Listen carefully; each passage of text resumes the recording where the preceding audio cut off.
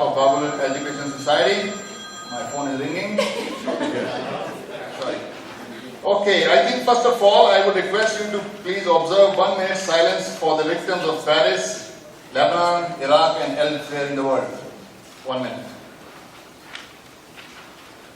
Okay, thank you very much, and thank you once again for coming on Saturday morning. Let me very quickly run through the details of the program today. After a brief introduction of Babylon Education Society, we would request Mr. Tebb, Dean School of Business, to briefly talk about interfaith harmony and multiculturalism at Portland. Ms. Zanaib Jannet Dhanani will talk about the wife of Abraham, Lady Hajara. This will follow a presentation by Father Tim on Abraham and Christianity. Dr. Daniel Bakan, who was working with the mic, will talk about Judaism and Abraham. Muslims' view on Abraham will be presented by Dr. Kuepfer. And in the end of the presentation, Dr. Sheikh Arif Hussain will give a keynote address on Abraham, the father of all the major religions. And after that, we'll have a small presentation of Appreciation Award. That will be followed by a question and answer session.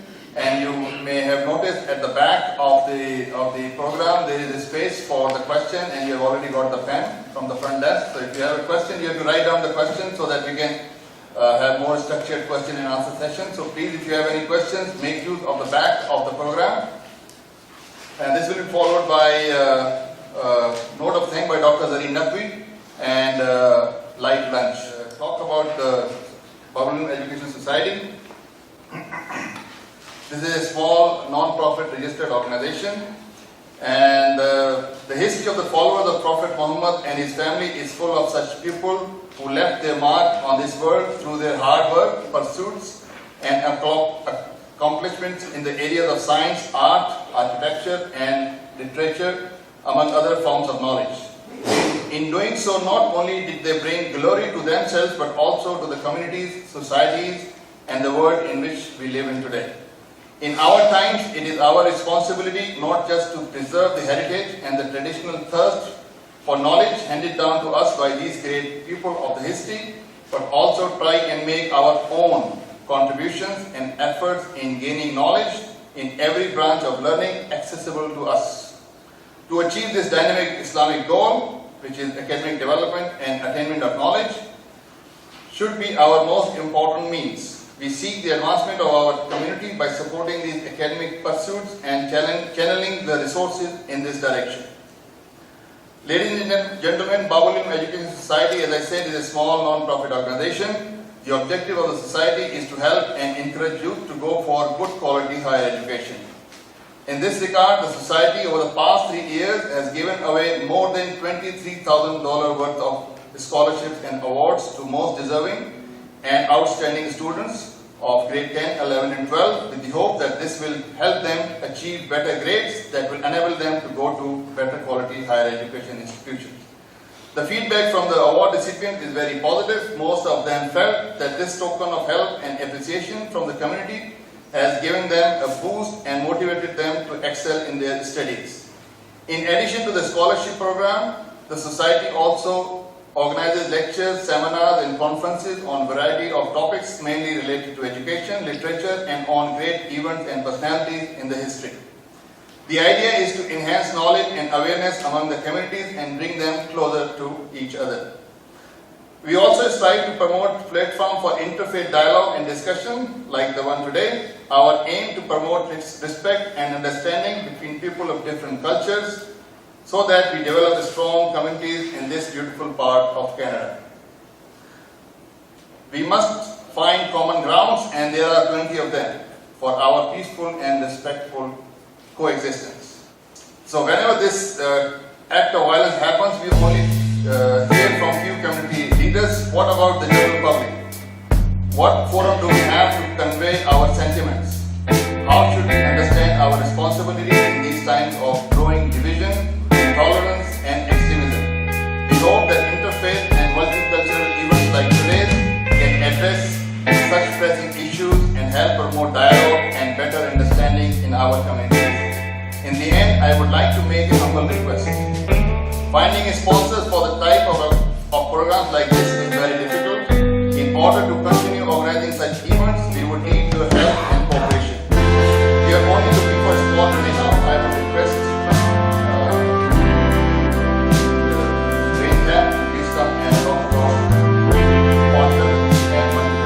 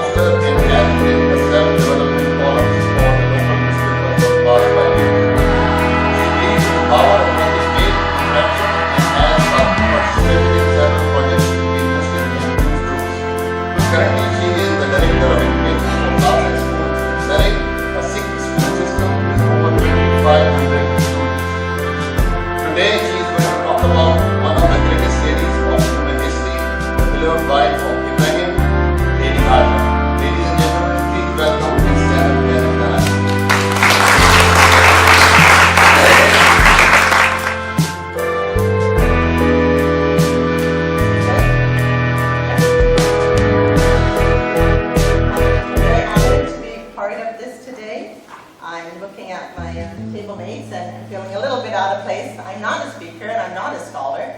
I'm a teacher. And so my topic or my lesson today isn't going to necessarily be me speaking to you.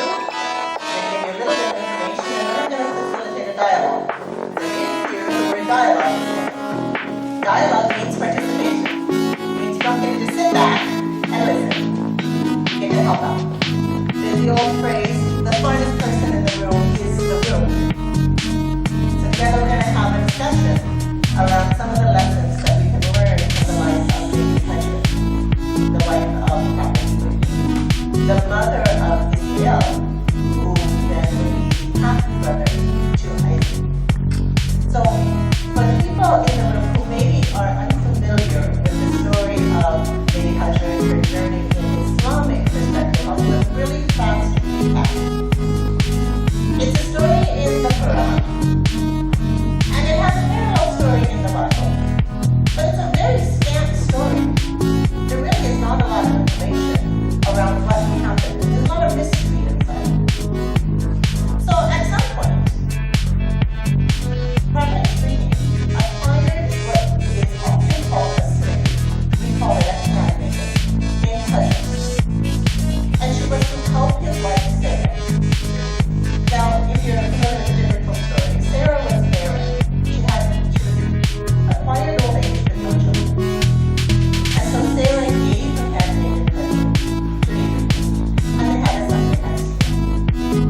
Now, in the biblical story, that made Sarah a bit jealous. In Islam, we don't consider it that. We consider that God had a plan. And the plan was for Abraham, peace and blessings be upon him, to take his young family, his wife Hedges, and his son, his infant son, to a faraway land. And when we say faraway land, it was actually far away. They were in what would be now present-day Palestine and Israel.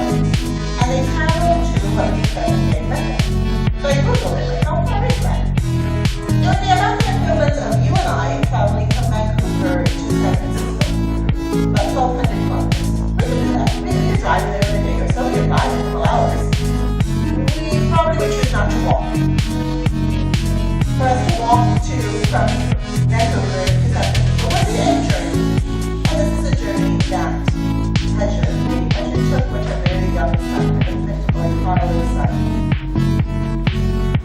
When they got to their destination, which was at that time an empty, desolate desert, nothing there. Some stories say there was like a very tiny oasis. Some stories say no, there was nothing. There was just sand and rocks. When they got there after traveling weeks, months, Abraham left them. Now, the story doesn't say the conversation. Some of you who will be married with small children, if I go on a journey, first of all, I expect to land someplace that has shelter. Secondly, I expect my husband to stay with me. Not to turn around and say, goodbye. So she was left there with her son. And a small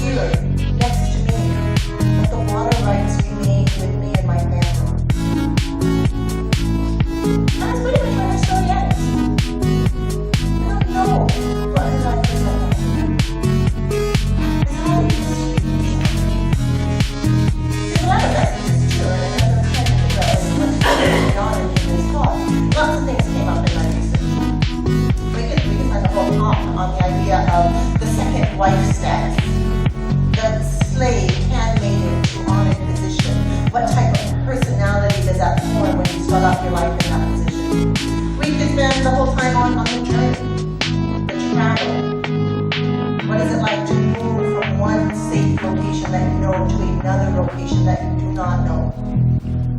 In our world today, there is untold numbers of Muslims moving from one place, an unsafe place, to a place where they're hoping to seek safety.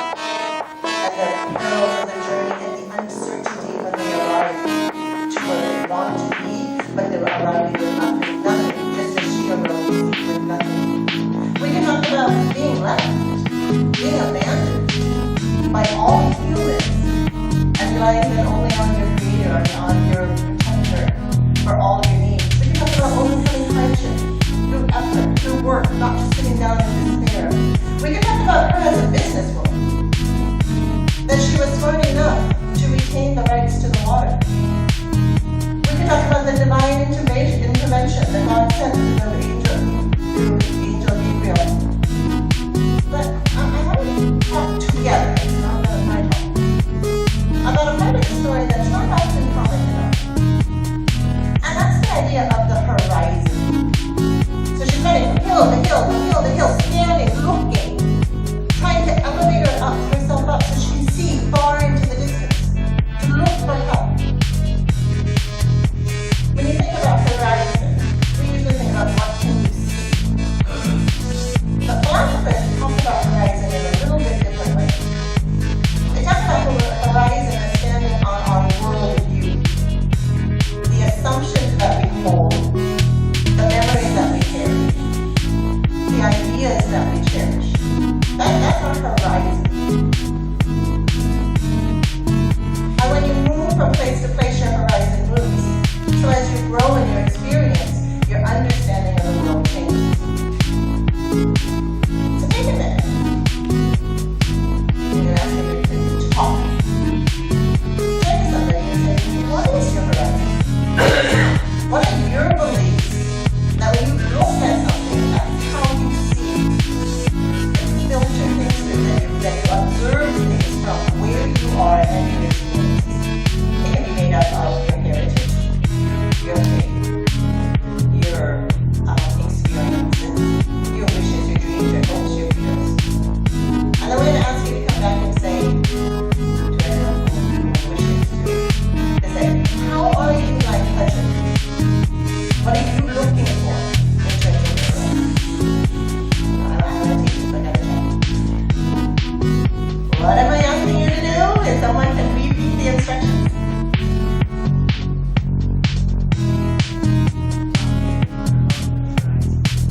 What is horizon thing? This is a unique twist on it. I feel I'm going quite fast.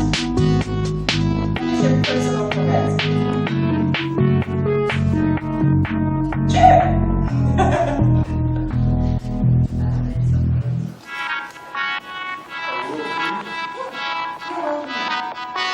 So you're going to take the personal horizon and you're going to tell me. So this is a challenge.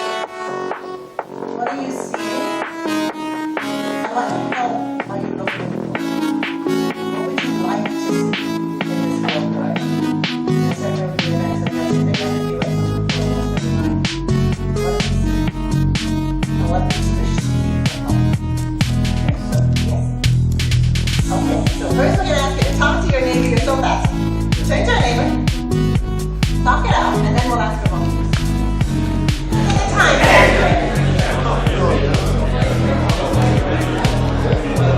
And I hope at some point you can reconnect to the person you're deep in dialogue with,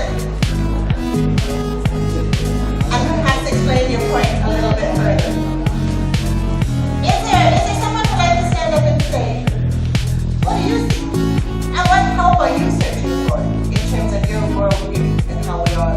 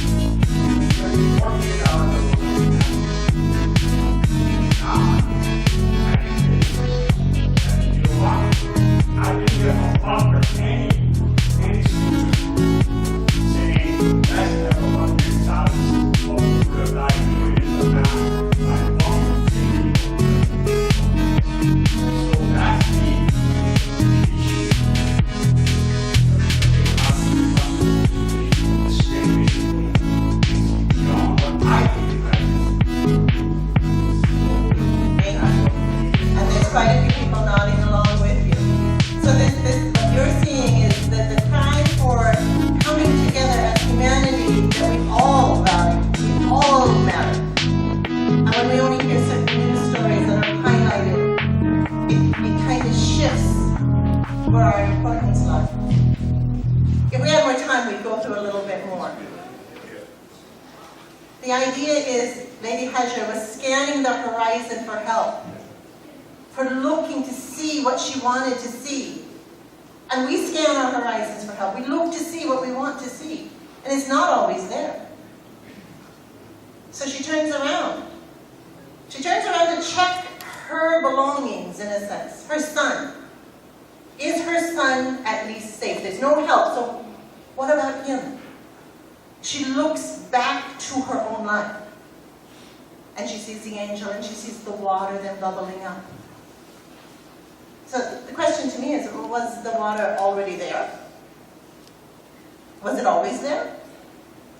Did it come through the angel, or did the angel just allow the release of it? What is perhaps already there in our lives that we're not noticing and we're not drawing upon and we're not taking sustenance from? What is it that God wants to give us that we're not turning back and looking at ourselves, looking at our own families, to decide how do we raise our families in order so that the world horizon, the view changes? That none of our sons and daughters would ever consider committing the acts that we know are being committed in the name of religion. So the same thing. What is your source? What is your nourishing water that gives you the ability to continue on? Without water, none of us can live more than a day or two. Where do you draw your strength? What is it for you, and what is it that we need to be spreading out? And not saying, zam, zam, stop, stop, but grow, grow.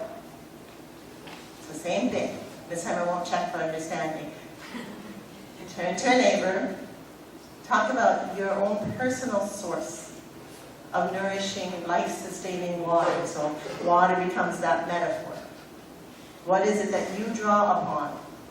And what is it that maybe if we pass the cup to each other, we'll have a different type of world.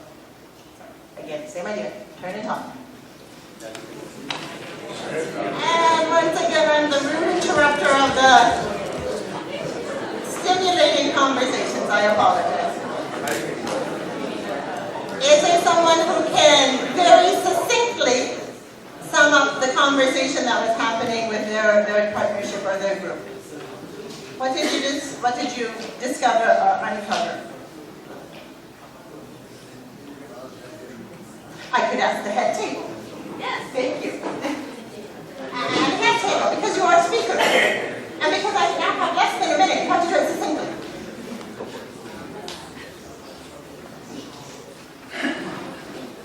But in a word of relationships, the relationships that we have. Relationships. Does that strike a chord? That if we're in a harmonious relationship with others, we don't shoot them. If we're not in a harmonious relationship with others, however we term others, we can do violence to them. Interesting. Lady Hajar has a lot of messages. She has a lot of mysteries. We could have a conference just on the story, the tiny little snippet of story that we have. But her story doesn't give us necessarily the answers. It gives us more questions. We each have a horizon, and we each have a sense, a source, a wellspring of strength.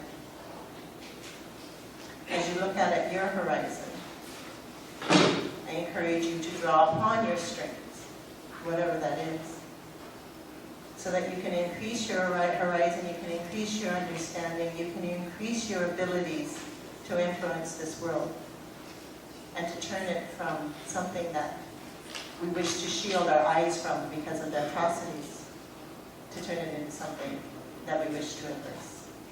Thank you.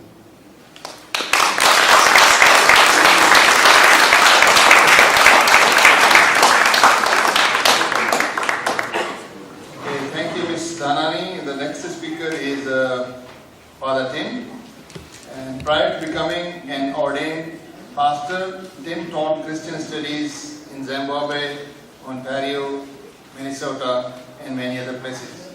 Father Tim has been lead pastor at Peace Mennonite Church in Richmond from 2003 to 2015. He has just recently been called to the role of senior minister at the First Baptist Church in downtown Vancouver, beginning November 1st.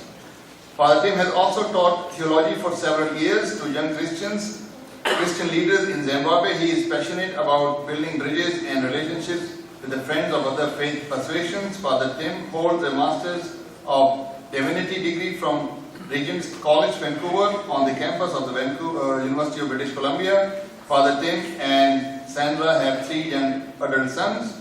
Today, he will be talking about Abraham, the Christian's perspective. Ladies and gentlemen, please welcome Father Tim.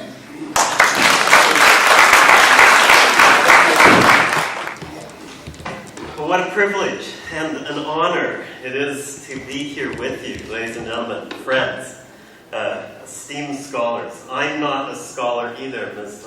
Zanaib.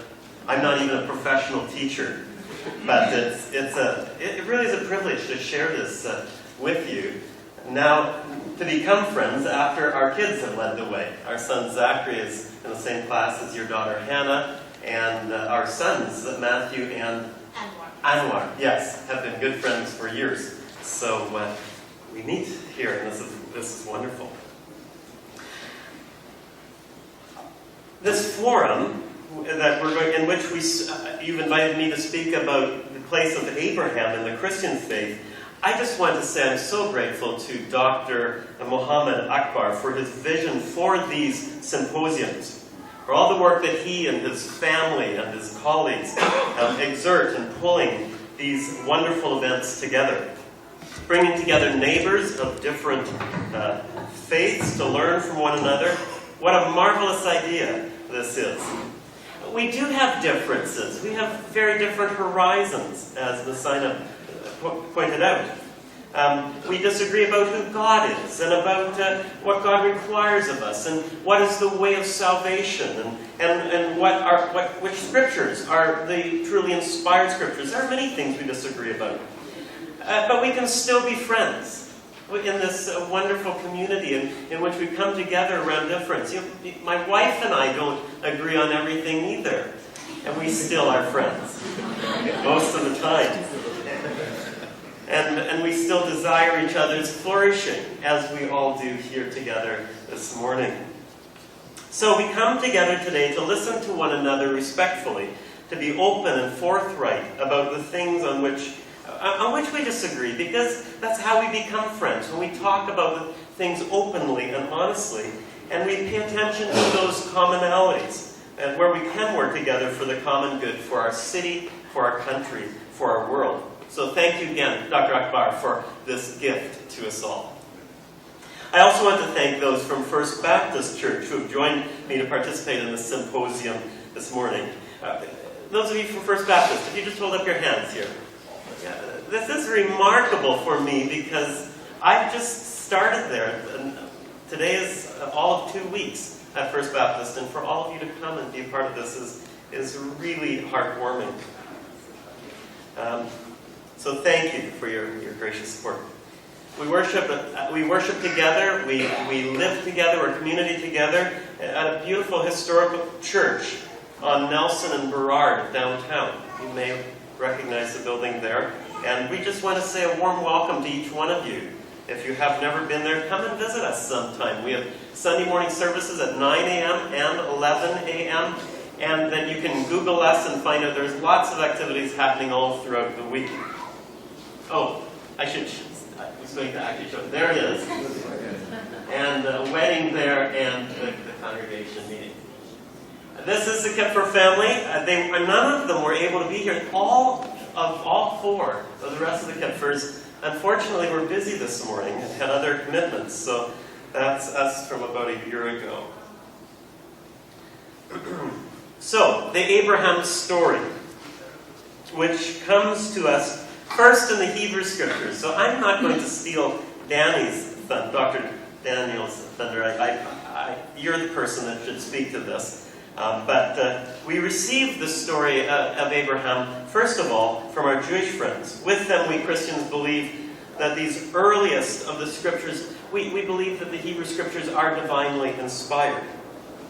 Where we Christians differ is that we also believe God gave us a second testament, what we call the New Testament. We believe that's equally inspired by God. When we call it the New Testament, it's not meant to downplay or to disparage the first one. Of course, our Jewish friends disagree that the Second Testament, originally the Greek scriptures, is indeed scripture. That is one area that we disagree. That they don't agree it's equally inspired by God with the Hebrew scriptures. Our Muslim friends, on the other hand, believe with us Christians that both testaments, the first and the second, were originally inspired by God. But, differing, again, from both Christians and Jewish believers, Muslims tend to believe that over the course of history, people have done quite a great deal of tampering with both the Hebrew and the Jewish scriptures. So that's kind of how we line up and how we differ around our text. Now, this conversation regarding our foundational texts, our sacred scriptures, would be a very interesting topic of discussion all by itself. Maybe we could do that sometime. Today's topic, though, is Abraham. However, because we reach back to these foundational texts that we believe God has given us in order to speak about Abraham and Hagar, sorry I'm not using the Arabic word for Hagar, and Sarah, because we use these texts, then it's important, I think, to also have a conversation around the text and just know what we all believe about them. It is pertinent. I'm going to be talking primarily about the faith of Abraham and how that applies to us and how we understand that as Christians.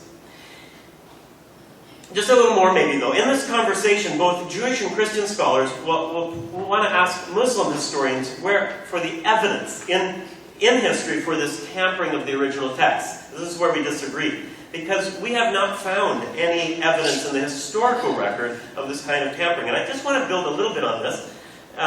There are more than 5,000 Greek manuscripts for what we call the New Testament. Some of them reaching back 1800 and even up to 1900 years back. So very close to the original manuscripts. And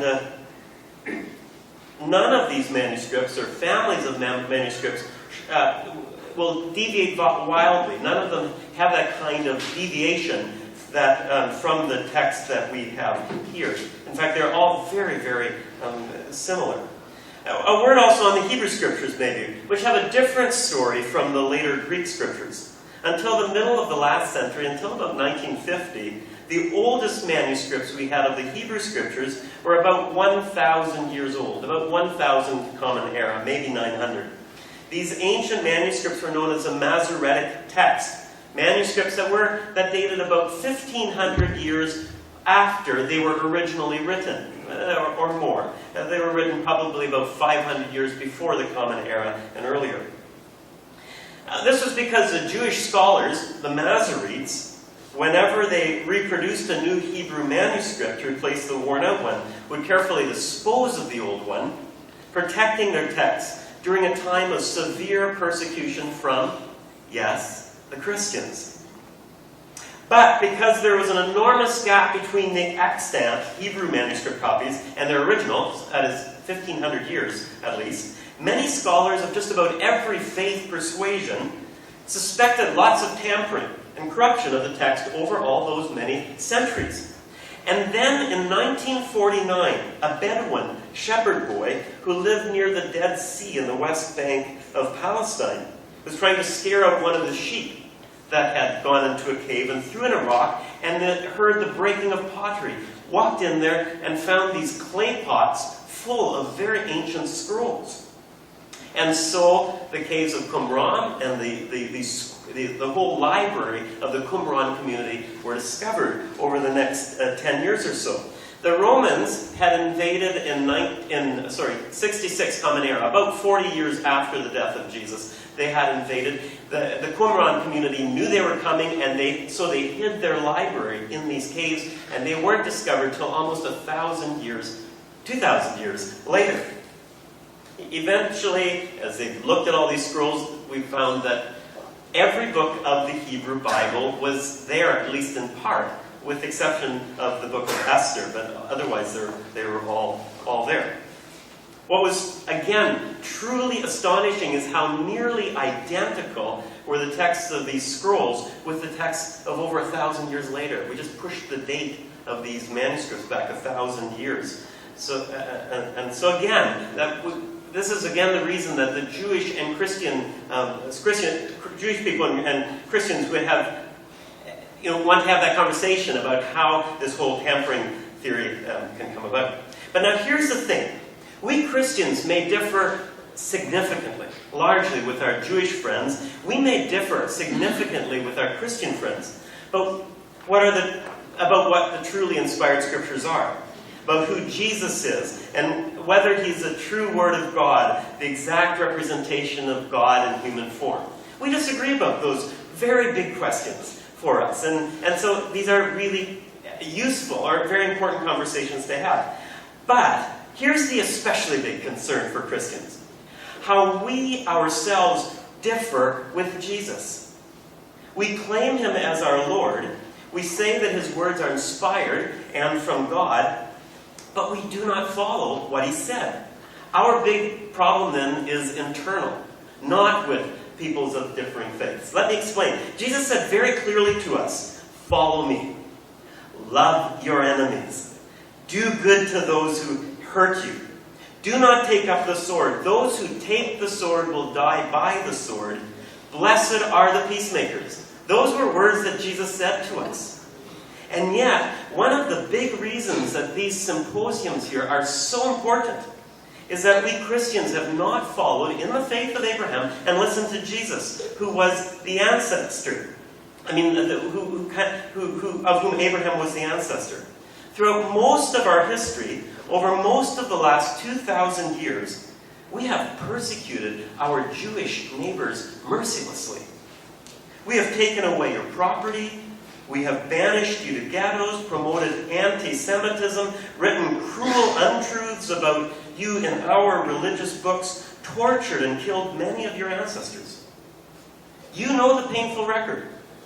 So at an event like this, it just seemed improper for me not to turn to you, Dhanani, and to your community and say, please forgive us. We have sinned terribly against your people. We have. Now, we don't deserve your friendship. Forgive us for not looking the way that Jesus asked us to look. That's an incomplete apology, but I just wanted to say that. In the same way, we Christians have much to confess to our Muslim neighbors. We have also warred against you, taken your land, coveted your oil, used the rhetoric of crusade and holy war against you, shamefully, in the name of Jesus, so often. If you're from the Middle East, we have a particular load of guilt toward you. My own Baptist brothers and sisters were largely responsible for propping up the American government responsible for the 2 Gulf Wars of recent years, which have destabilized this entire region and resulted in unspeakable horror in Iraq, Syria, and more people killed by bombings in Baghdad this past week than in Paris, but also in Paris, Libya, and so many other countries. On behalf of my brothers and sisters, I would like to quote the words of Jesus when on the cross. He said, forgive them, they do not know what they are doing. They don't know what they're doing. We really do need the forgiveness of our friends here today. Again, this is an incomplete, it's an inadequate confession and request for forgiveness from our dear Muslim and Jewish friends. But I felt deeply that this time I should give voice on behalf of my dear Christian brothers and sisters for you. Now, just one more matter. We are here at Kwantlen Polytechnic University, which reminds us that we are also meeting on unceded coastal Salish territory, of which the Kwantlen was but one community, one group. All of us settlers have much reason to ask forgiveness of these indigenous peoples, whose territory we now inhabit. We thank them for their hospitality, and we pray for their peace, their prosperity, for their flourishing. So, remembering them as well. All right, again, I'm going to leave the Hebrew Scriptures, the story of Abraham, to Danny. I have my watch quit, my battery died. I have 6 more minutes for Abraham. Okay, well, let's see where we get. No, 6 is good. So, right up front, the very first verse in our Greek or our Christian scriptures, Matthew chapter 1, verse 1. This is a genealogy of Jesus the Messiah, the son of David, the son of Abraham. First verse mentions Abraham. Clearly, Abraham is very important to us Christians as well. We have a historic faith. We trace our ancestry. We trace the ancestry of Jesus through Abraham. He is the father of the faithful. Now, what happens then in this first chapter is this long genealogy, this record of Jesus' history and how his genealogy. What's surprising is, in all ancient genealogies, only men were recorded.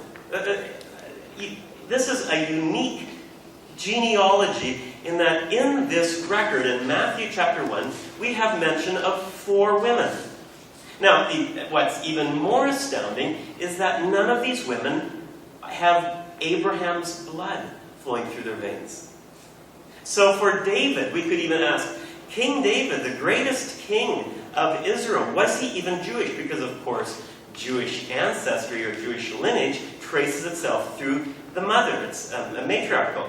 But we have Tamar, a Canaanite woman. We have Rahab, also from Palestine. And then there's Ruth, who is Moabite. The book of Ruth in the Hebrew Scriptures clearly points to her lineage being in the lineage of David and then thus of Jesus. And finally Bathsheba, who was at least married to a Hittite, so very likely Hittite as well.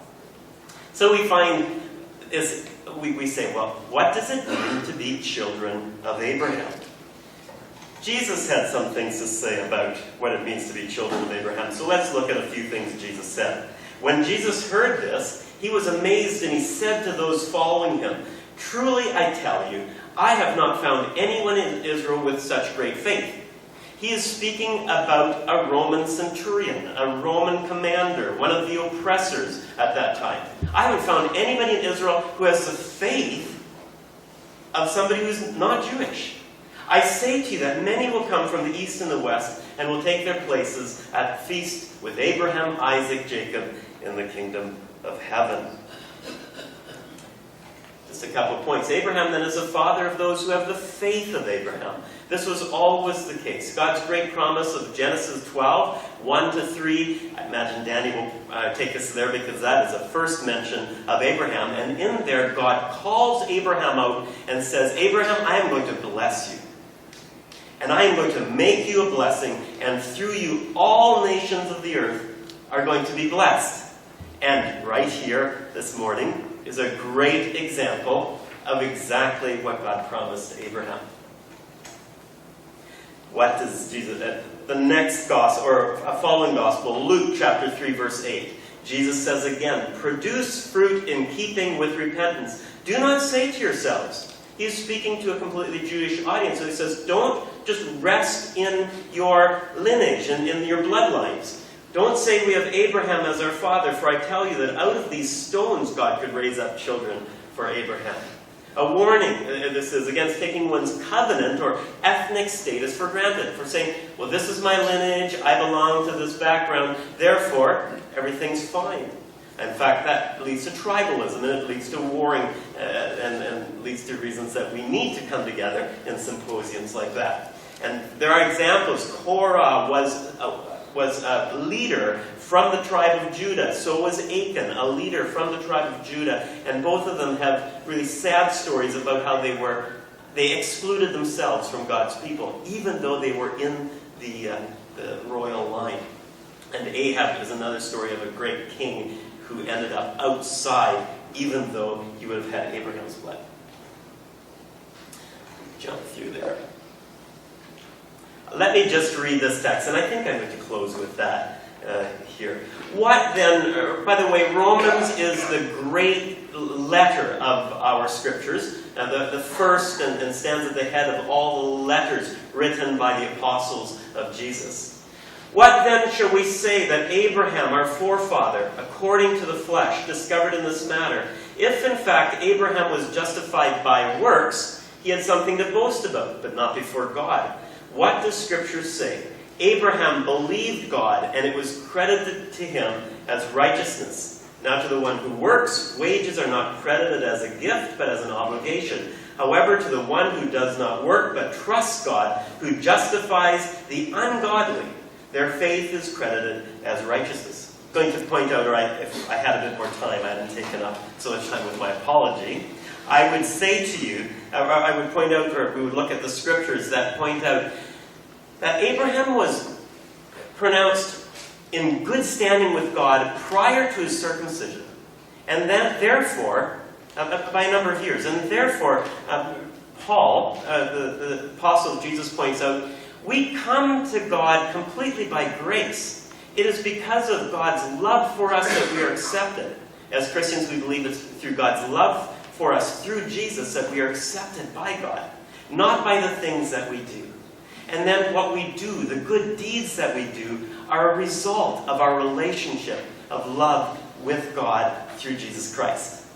And so, I think that's true even in our relationships here. We will treat each other well as we have a relationship.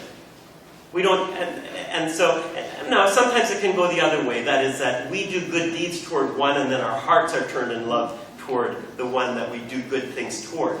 But for us, we were helpless. We did not have a chance of making ourselves right with God.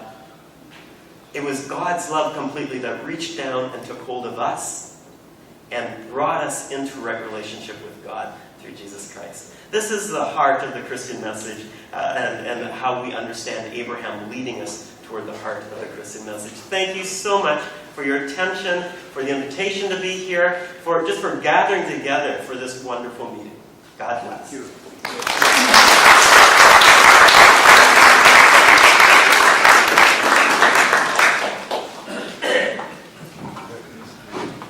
Thank you, Father Tim. Father Tim has always been a speaker at our seminars. He has been great help and he is always very cooperative. So thank you very much, Father, once more time. The next speaker is Dr. Daniel Bakan. Dr. Daniel is a musician, a writer, a scholar, and an educator. And what is not written here is that he is also an electrician, as you saw in the beginning. He has taught programs in Jewish children education in both secular and Jewish renewal communities in Vancouver and also in Toronto. Currently, he is the principal and educational consultant for the New Family Education Program at the Paris Center for Secular Jewish Culture. Dr. Daniel is also an adjunct faculty at the Faculty of Education at University of the British Columbia, and he has recently completed his PhD in Curriculum and Pedagogy. I request Mr. Daniel to please come and give his talk on Ibrahim.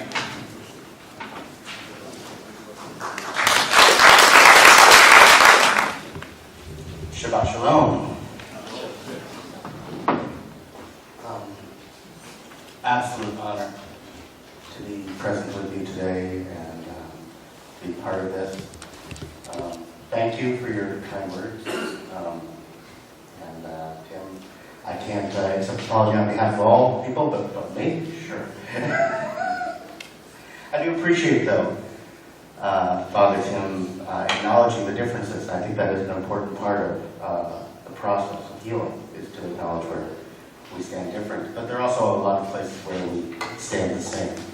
And I think that's also important to acknowledge. So I'm not a rabbi. I'm not a, my scholarship is in philosophy and curriculum and pedagogy, music and art. It's not based upon, the complete study of the Torah, although I've devoted myself to it quite a bit. I'm obviously not an observant Jew because this is Shabbos and I'm not in synagogue. I'm wearing a kippah today in honor of my position being here, but I don't all the time.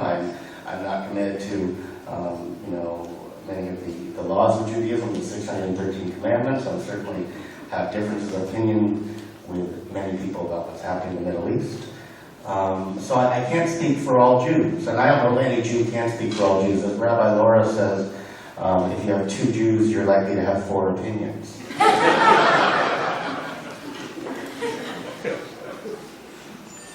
But I do realize when I have come to these previously is that there's some foundational things about Judaism which I think don't get translated outside of Judaism. Because, historically it seems that Judaism at one point was a religion of conversion. There was a point where Jews were converting others. In recent years, of course, Jews, we're not trying to convert anyone. I'm not convincing you of something. I'm living a life, as a Jew.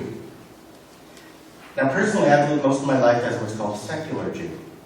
And the secular Jewish tradition is incredibly, incredibly rich. The secular Jew, it came out of the Enlightenment, of course. It was a part of a response to anti-Semitism in Europe in the 1600s and 1700s. And it was a kind of the idea of reason, the idea of finding a way to reach a world of cosmopolitanism through a certain approach to reason. And Abraham is considered to be a great rational mystic, because Abraham figured out that there was one God. Figured it out, used his reason to put it together. There's a story of Abraham watching the sun and the moon in the sky, and that as the sun would go down, the moon would chase it out of the sky. And as the moon is the lesser light and the sun is the greater light, how can it be that the lesser can chase out the minor? And this said there must be someone who is running this, there must be someone running the show who we can't see. And began to put together that there was something going on beyond what was visible to our senses. Something that could be known through our reason, through our understanding, through our knowledge, that points to something that perhaps we can't see. For instance, I tell you all that there's gravity in this room, but none of you have actually seen gravity. You see the results of gravity, and there's a lot of discussion if there's any physicists here about what nature of gravity even is. But we can know it through our reason. In the same way they talk about Abraham, the revelation of Abraham, that there is one God, the revelation of monotheism, the revelation that God is not in this mountain, or in this tree, or in this stone idol, or in this, but that God is something beyond anything that we can imagine, speak, or understand, was the great revelation of the monotheism, of which, all of us, I think, are here. The children of Abraham are the children of the monotheists. So, the Torah, the first 5 books of the Hebrew Scriptures, it's not surprising that the Torah was exactly written as it was. My great-grandfather, living in the shtetl in somewhere between Poland and the Ukraine, was what was called a sofer. He was a rabbi, and his job was to write Torah, was to write the scrolls themselves. Right? And these scrolls are written word by word exactly. They didn't have a printing press. They were handwritten to make sure they were exactly the same. And every time you come to the name of Adonai, our Lord, the writer of the scrolls has to go and take a ritual bath and certain prayers and then come back to it. It was a very holy activity to write one of these Torah scrolls. And in these Torah scrolls, the traditional first set of Torah scrolls, probably written during the Babylonian exile sometime, 400, you're the scholar here, about 400 before BC, or prophet. These 5 books of Moses, Genesis, Exodus, Leviticus, Numbers, Deuteronomy, the 5 books, are considered, they're considered, if you're, according to one set of Jews on one hand, to have been dictated by the hand of God to Moses on Sinai, every word in it. That's why they're called the 5 books of Moses. Now there's some interesting things about that book, those books, the Torah, and to understand about Judaism. So Hebrew, traditionally, was only a language used in prayer and scholarship. Before the establishment of the State of Israel in the last 150 years or so, Hebrew was not the common language of the Jews.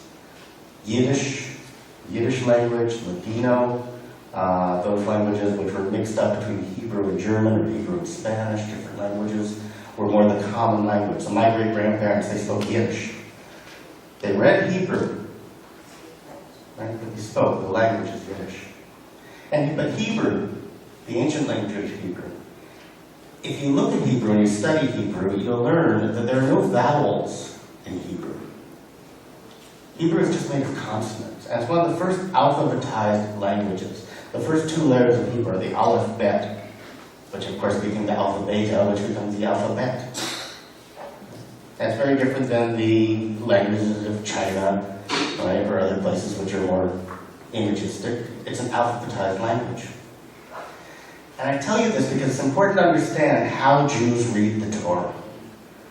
Because Jews have never traditionally read the Torah just on the face value of the Torah. The stories themselves are never understood literally or directly. They are always subject to scholarship and interpretation to find the deeper and hidden meanings that these words might mean, because one word in Hebrew could also replicate another word in Hebrew. For instance, there's a discussion about Adam and Eve and the relationship to the rib, which Eve was made of. And the great scholar Maimonides in the 16th century says, you can take that word and you can look at that word and it's not really rib, it could be side. And it could mean that Adam and Eve were joined as one being. Not that we took the rib out, but actually they were joined together, the way Plato described it. And it could be that what God did was separate male and female into 2 beings. Now it's interesting if you go read the Torah, because in the first chapter of Genesis, you'll see, this is all in preparation to talk about Abraham, by the way, I won't talk about Abraham. In the first chapter of Genesis, it says, and God created man and woman in his own image, male and female created he them. In the second chapter, where it talks about making Eve from Adam's side, you do not see anywhere that says that we are made in God's image. When he says, take them on our side. So the rabbi will say, this means that only when man and woman are one thing, or when the divine principle of masculine and feminine are one thing, is that in the image of God. So it's not read literally. It's read interpretively. And I appreciated the scholar earlier talking about the horizon, because this notion of the horizon, which you see quite a bit in something called hermeneutics, the idea of how do we interpret a text, because you can bring a certain worldview to a text, and you'll see it that way. But then as you learn from the text, it changes who you are, and that changes the text. So when you read a Hebrew word, when you read, in the beginning, God created the heaven and the earth, well, it could also be read, in the beginning was created the Elohim and the heavens and the earth. And Maimonides, Rambam says, Elohim could mean the forces of nature. It could mean all kinds of things, and these interpretations are constantly going on. So then we get back to the story of Abraham. So, the story itself, I think many of you know it. If we read the text, Abraham, of course, had this revelation. And a great covenant was made with Abraham. There was a story of Hagar, which, by the way, I didn't know the Islamic interpretation of that until this moment. I really appreciated that today. That opened my eyes. I'm going to go do a bunch of reading now. But the interpretation from the Jewish perspective, from the Torah, is that there was this promise that Abraham would have a great nation would come from his loins. Of course, Sarah's past menopause. And this seems ridiculous. Sarah encourages Abraham to have Ishmael with Hagar. And then they're visited by 3 angels or beings. We don't quite know who these 3 were. They seem to show up later in the Christian scriptures, interestingly enough. So we don't know what this interesting. And they actually say that Sarah would become pregnant, and there's a statement about Sarah laughs, and then she changes her name. And there's an interesting discussion about what the word laugh means, because some people think it's a metaphor for sexual intercourse. There's a lot of discussion about this, because Jews are always discussing these things and seeing what they mean. This hand could mean this, and this hand could mean this. Now they say that there's the written Torah that came from God, which is the words themselves. Then they say that God also gave Moses the oral Torah. And this is the stories, all the different ways of understanding it. So from the oral Torah, which has now been called the Talmud, it was written down at various points, we learn things. Like we learned the story about Abraham, which is not in the Torah, the story of what happened when he went into his parents' shop and they were the makers and the sellers of idols. There's a story of this, and how he smashed all of the idols because they were not God. And there's a story that says that there was one idol that he couldn't smash, and when his parents came back, they said, "What have you done?" He said, "Well, they had a fight, and the biggest idol killed all the rest." And then the father says, "But they're just stone, they can't fight." And he says, "Aha, so you admit they are not alive." And this is another reason why my says that Abraham was the great rationalist, the great understander. And there's many other stories in the Talmud, and these are oral stories, right, that are passed down. So you have the Torah itself, which you read in a way in which you actually look at each word. And for instance, every letter in the Hebrew alphabet has a mathematical equivalent, and these letters, so every word has a mathematical value, and that makes it in relationship to other words that have the same mathematical value. And the scholars will compare these to get insights into what it is that God has actually put in the Torah. Because the story goes, the Torah was written before Hebrew was received by Moses. In fact, they say the Torah was the blueprint for the plan in the world. It was done before. In fact, there are those who say that the letters of the Torah, the Hebrew letter, were invented first, that God created them first. So it gets very complicated, as you can imagine. And thus, if we say, what do Jews think, what do Jews believe, I get into a big problem here, because it says, which Jews are we talking about? It's a very, very old tradition that has branched out in all kinds of different ways. Now, as many of you from the faith know, the people who are the loudest are not always the ones who are perhaps the most generous somehow. I don't know, in our tradition. I also could offer apologies, oh my gosh, from what is happening right now in the state of Israel, I'm speechless, you know. And I can't represent the Jewish people, and I certainly can't represent what the state of Israel does as being what I believe Judaism is about. In fact, there's a great rabbi, Rabbi Hillel, who was a little bit before Rabbi Jesus. Who I jokingly say was one of our most famous rabbis, with all due respect. But he said, somebody came to him and said, "I will convert to Judaism if you can tell me the essence of Judaism while you stand on one foot." And God, you understand, Judaism is full of libraries and laws and discussion. And the story is that that Hillel stood on one foot, Rabbi Hillel, and said, "Love your neighbor as yourself, and all the rest is commentary." This is about 150 years before the Common Era. So we look at Abraham. We have the written story. You have the oral stories around Abraham, the idea that he smashed the idols, the idea that, well, the stories about what happened on the mountain with Isaac, which is very, very core to Judaism. The notion of what happened on that mountain, when God said to Abraham, take thy son, thy only son, and go up the mountain and offer him as a sacrifice to me. Now, my mother, who was not a rabbi either, said there's a story that goes, and Jews are full of stories, that when Sarah heard about this, she dropped dead on the spot that her husband would do such a thing, which is my mother's joke. But he did do this. He did. He went and he climbed the mountain with Isaac, and he did prepare the sacrifice, and he did lift his hand, and he had his hand stayed by an angel of God. And a ram appeared in the bushes, and they sacrificed that instead. And to those of you who know a little bit about the history of Judaism, Judaism did become a sacrificial religion for a long, long time in the ancient temple, before the Common Era and before the diaspora. In fact, the rabbis say that now, instead of sacrificing animals, we sacrifice study. We study instead. That's what it stands, instead of the ancient traditions of bringing animals to the temple in Jerusalem.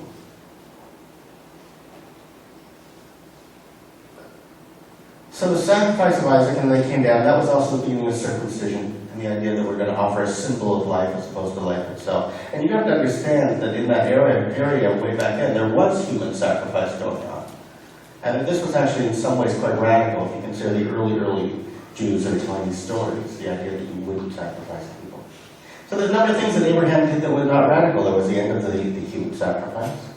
There was the idea that God is not in anything we can create, not in our idols, not in our, anything, as my rabbi father taught me, he said, anything that is created by us is not God. Even your imagination, your vision of God is not God. And you need to know that it's more and more and more, because God is something that is not even contained. And I've actually spent quite a bit of time with Buddhists as well, and this fits very nicely with, in particular, Tibetan Buddhism, and the idea that what is really true is beyond all of our conceptions. But it's very hard to be in a place where you're not in the line of concept in our minds. So then you have the written Torah, the oral Torah, and then there's another Torah that they teach about. They call it the secret or the hidden Torah. And this is the Torah of the mystics. This is the Torah of the Kabbalah, the Jewish mystical tradition. The secrets of the Kabbalah, traditionally, they wouldn't even teach. In fact, when you had a student, you would say they would only tell you the chapter headings, and you would have to figure it out yourself. And the traditions of... How much time I have? Great, 5 more minutes.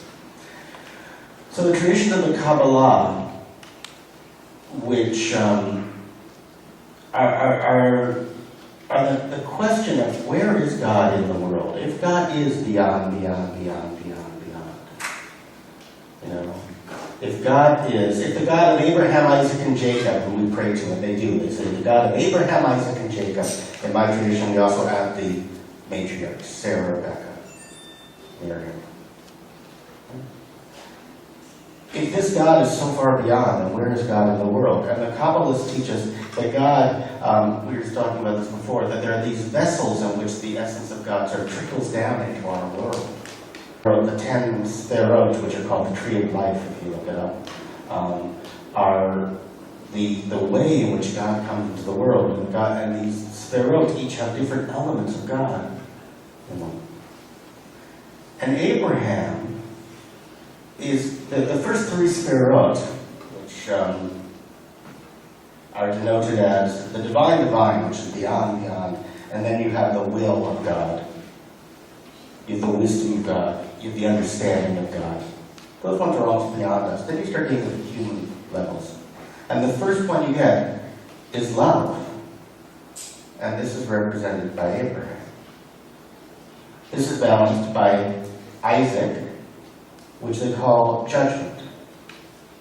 And then these two together work with a triangle. There's love, there's judgment, and then it's balanced through Jacob, which is the heart of compassion. And in the mystic tradition, Abraham does represent love and kindness and connection.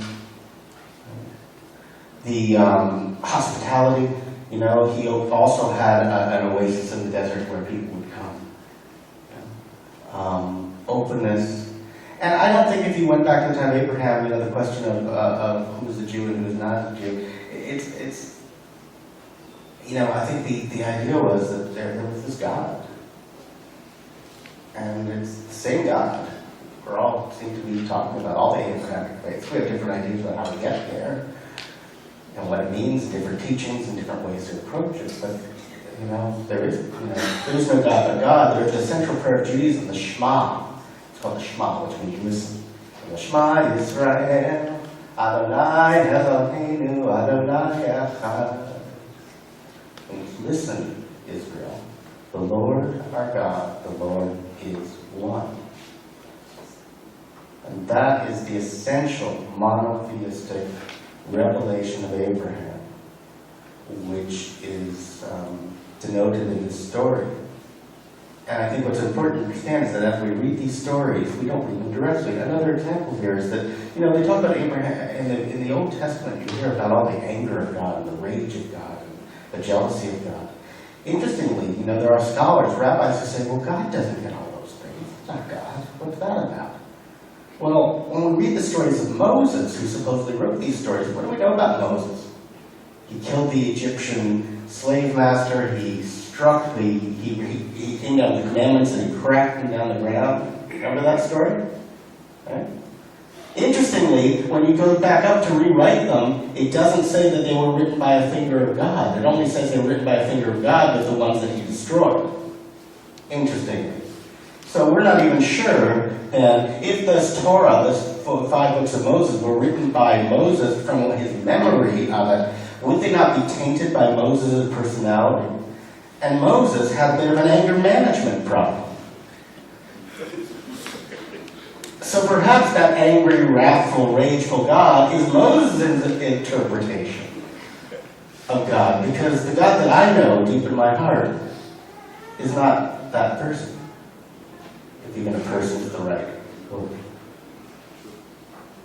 So I think I'll finish with that, and I'll look forward to your questions and hear learning more. And I'm very, very thankful to be here.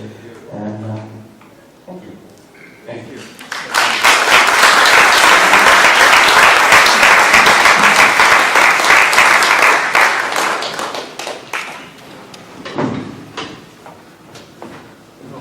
Very much, Dr. Dhanani. The next speaker is Dr. Dhanani. Dr. Dhanani works as a physician who specializes in the care of the elderly and also a clinical associate professor in the Faculty of Medicine at the University of British Columbia. He has published multiple articles in peer-reviewed journals and has authored 2 books. He has been a recipient of numerous research grants and is heavily involved in the teaching and training of physicians at University of British Columbia. Dr. Dhanani also lectures on spirituality and has visited various communities to give lectures and recite majalis around the globe. He has also served the Al-Zahra Center as president and has volunteered in many developing countries. Most importantly, he sees himself as nothing but a servant of Imam Hussain alayhi salam, the grandson of Prophet Muhammad. Today he is going to talk about Islam and Abraham. So please welcome Dr. Dhanani.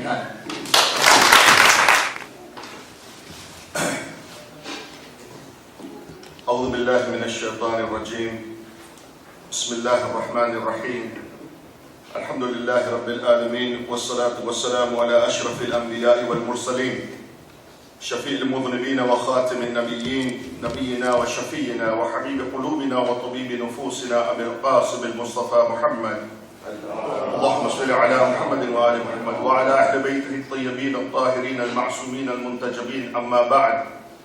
Respected scholars, brothers and sisters, Assalamu alaikum jami'an wa rahmatullahi wa barakatuh. My greetings of peace and blessings be on all of you. The notion of having a talk on Abraham from the Islamic perspective is a daunting one, because it would take many, many lectures in order for me to articulate exactly the position that Abraham has in the scriptures of the Quran, the Holy Quran.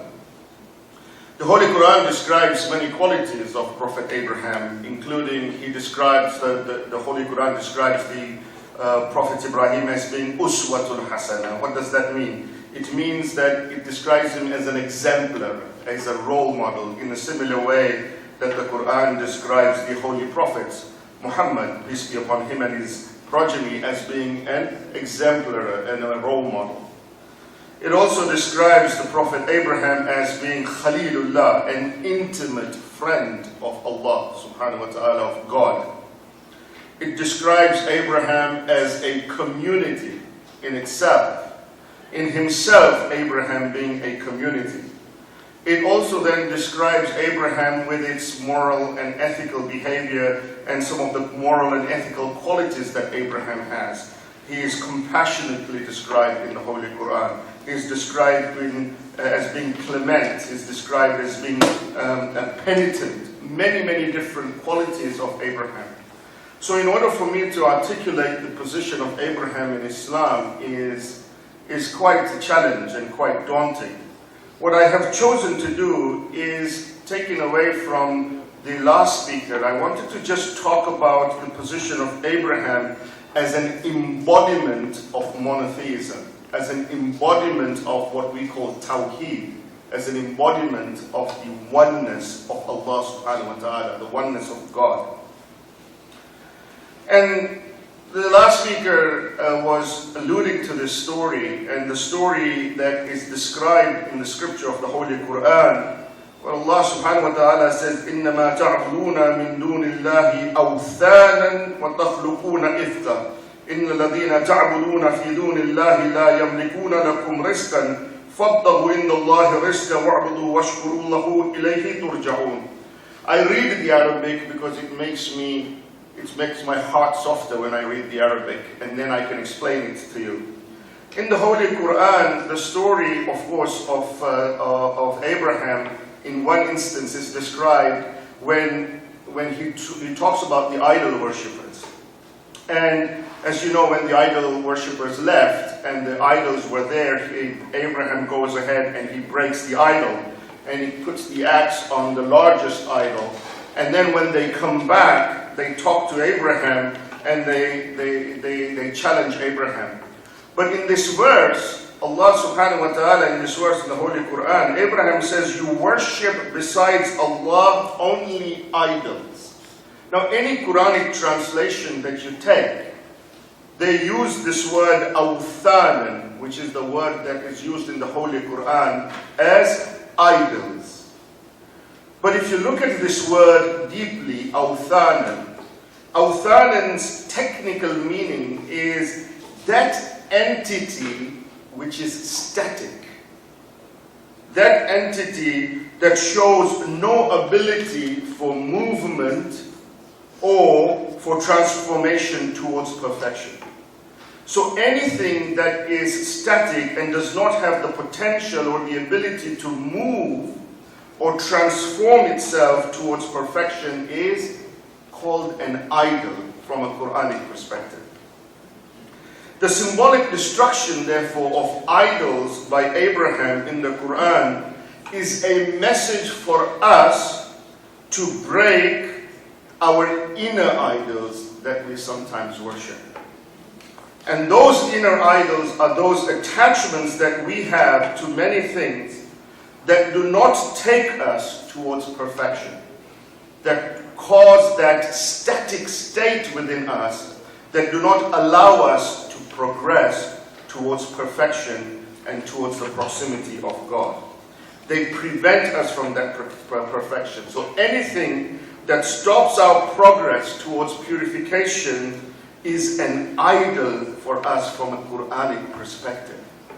And the breaking of the idols of Abraham is a symbolic message for us that sometimes we ourselves create idols within ourselves because those are the things that prevent us from moving and progressing towards perfection. And these idols can be in many different ways. Sometimes these idols are, as mentioned before, our race. Sometimes they are our tribe. Sometimes they are our family members. Sometimes they are our own religious symbols that actually become idols. Sometimes we use the religious symbols as a goal, and we don't understand that actually they are a means to achieve the goal. And so we create these idols within ourselves. And you see the story that was articulated also from the Judaism tradition that was just mentioned. And in the Quran, it is also mentioned that after destroying the idols, after Abraham destroyed the idols, the people who came back, they had a realization. They had an awakening. And the Quran describes this. قَالُوا أَأَنْتَ فَعَلْتَ هَذَا بِأَهْلِهَتِنَا يَا إِبْرَاهِيمُ قَالَ بَلْ فَعَلَهُ كَبِيرُهُمْ هَذَا فَاسْأَلُوهُمْ إِنْ كَانَ يَنْتَقُونَ. And so on, the verses go. And what it is that, they say to Ibrahim, they say to Abraham, are you the one who has done this to our gods? And Abraham says to them, well, the axe is with the largest God, why don't you ask him? And then a realization comes to them. And they say to themselves, they turn to each other. The people, the idol worshippers of that time, they turn to each other and they say, verily, we were the wrongdoers. We were the polytheists. We were the wrongdoers. There is a realization. There is an awakening that immediately happens when they realize that, when Ibrahim says, go ask them, and they can't ask them, they cannot talk. There is a realization. However, in the very next verse, after that realization, it appears that this group of people who worship these idols just could not forsake their attachments to this world. And they go back to worshiping the idols. And they say that, we are not able to forsake, the religion and the traditions of our forefathers. So they go back to worshiping those idols. And this brings a very important point in Islamic theology and Islamic philosophy. Why is it, the question is, why is it that despite knowing the truth, they return back to worshiping those idols? And the question we have to ask ourselves is that why is it that besides knowing the truth, we end up worshiping our own inner idols as well? See, when truth presents itself, there are two reasons why one would not accept the truth. Either, of course, the first reason is that either you have no knowledge of it. And of course, if you do not have knowledge of the truth, and you don't know what the truth is, then it is hard for you, and you don't understand the truth, then it is hard for you to accept the truth. However, the other reason for not being able to accept the truth is because we have within us our own moral and ethical deficiencies.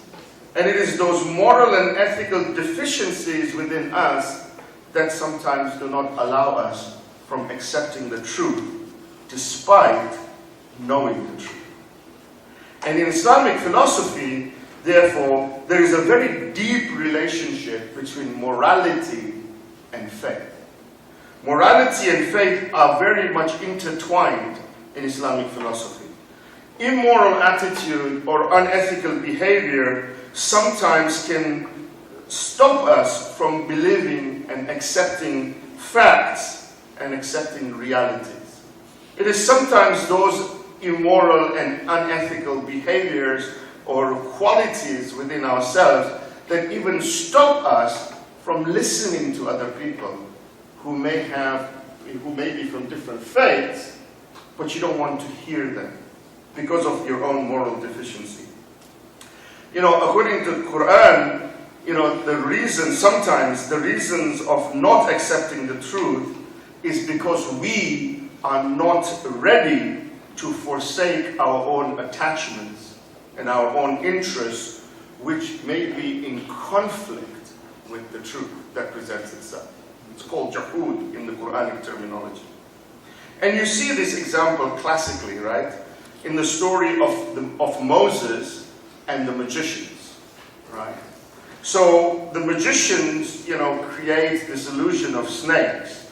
And then Moses is asked to throw his staff. And the staff becomes a snake. And that snake gobbles up, it swallows all the false snakes of the magicians. Yeah, this is a story that you are probably very familiar with. What happens when the snake of Moses, when he throws the staff and it becomes a snake and it eats up all the false snakes of the magicians? What happens? Look at the difference. The reality and the truth is apparent to the magicians as well as to Pharaoh. The magicians immediately respond to this. They immediately realize what has happened. And so they immediately respond to it, and the Quran says, فَأُلْقِيَ سَحَرَةُ السَّاجِدِينَ. They see the truth and they immediately accept the truth and they fling themselves into prostration. They say, قَالُوا آمَنَّا بِرَبِّ الْعَالَمِينَ. We believe in the Lord of the worlds. Immediate faith. And then Pharaoh threatens them. And he says to the magicians, I will cut off your hands and I will cut off your feet from opposite sides and I will crucify you. And their response is, it doesn't matter to us. قَالُوا لَا ضَيْرَ إِنَّ إِلَىٰ رَبِّنَا مُنْقَلِبُونَ. They say, we don't really care. It doesn't matter to us. We are not afraid of you. We shall return to our Lord. But look at the relationship of morality and faith in Pharaoh. It is intertwined in Pharaoh. He is unable to forsake his attachments to this world, his kingdom, his power, his glory, his wealth. And because of that, he is unable to accept the truth. Despite knowing the truth, he is unable to accept it. In his case, his deficient morality has led to the corruption of his soul. In the case of the magicians, their openness and their ability to challenge their own faith and assumptions has led them to purify themselves. It's a huge difference. And that's what morality can do. And as far as removing those idols that exist within the heart. And that is what Abraham has shown us. Look at the embodiment, when we talk about the embodiment of the oneness of God with respect to Abraham, it's incredible because he shows this to the highest possible level that you can show. When he talks, when the Quran talks about the sacrifice of his son, the sacrifice of the son by Abraham is again a testament to his complete submission to God. Even though, the story is that Abraham sees a dream. And he sees a dream, and in that dream, he is sacrificing his son. And he goes and he talks to his son about it, and he says, this is the dream I have seen. And the son says to him, then you should act according to the command of your Lord, and you will find me, God willing, of the patient ones. And what does Ibrahim do? He immediately goes out and he carries out this act. He carries out this act without asking for any justification for this from God. Amazing. It is amazing because he should have really asked for justification for God. Despite the fact that there may have been a practice in that time, of sacrifice, he should have at least gone to God and say, hold on a second, why is it that you want me to do this? What's the reason behind this? Why do you want me to sacrifice? What he is doing, however, he is showing the concept of what we call practical tawheed. Practical tawheed means he is now manifesting the practical oneness of God within himself. Implementing the manifestation of the oneness of God. His faith in the oneness of God is such that he does not even feel the need to ask God for justification for what he has been asked. To sacrifice the most beloved for him. This is the trust that he has in God. Full commitment to God and full trust in God, and he carries out that act. It is the practical manifestation of love. Sometimes we have understood the oneness of God by concepts, by constructs in our mind. What we don't have is the practical manifestation of the oneness of God within ourselves.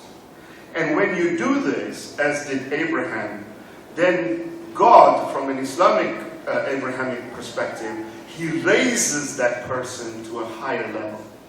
You know, once you have this kind of commitment to the oneness of God, and God finds that out from an Islamic perspective through trials that he puts Abraham through.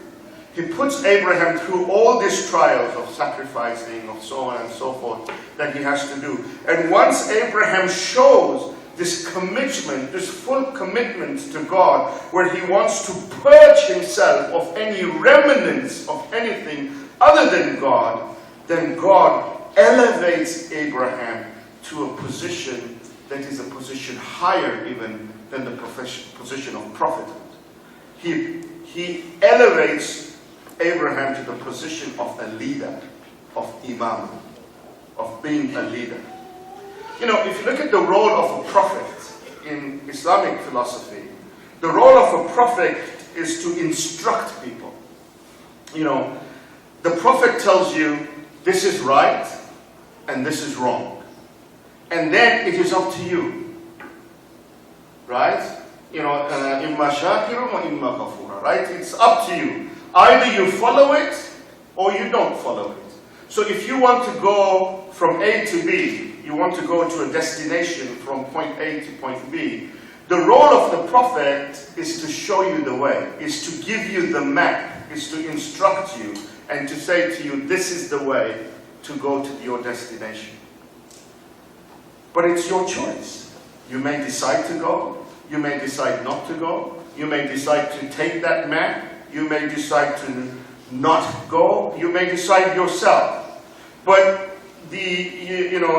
when Prophet Ibrahim shows this level of practical implementation and manifestation of the oneness of God, he is now elevated to the stage of an imam or a leader. Here, the role of the imam is different from the role of the prophet.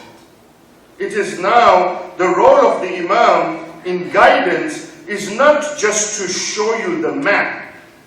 The role of the imam is to take you to that destination. It's not just showing you the map and saying these are the instructions, this is the directions to get to your destination. The role of that imam is to say, no, you come with me and I will take you to that destination. That level is a much higher level than the level of just being a prophet. His role, the imam's role, is to create that transformation within the creature and to be able to take that creature to the destination. It becomes a means through which the people achieve transformation and perfection in their journey towards the proximity of God. And this is why the Quran says, وَإِذْ أَبْتَلَى إِبْرَاهِيمَ رَبُّهُ بِكَلِمَاتٍ فَأَتَمَّهُنَّ قَالَ إِنِّي جَاعِلُكَ لِلنَّاسِ إِمَامًا. That Allah subhanahu wa ta'ala says when the Lord of Ibrahim tried him with certain trials and commands which he fulfilled of mankind. And when Allah gives him that news, that I have elevated you to the stage of leadership of mankind, immediately Ibrahim's response is, وَمِن ذُرِّيَّتِي. What about my progeny?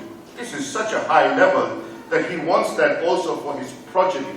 And God at that time makes a covenant with Ibrahim.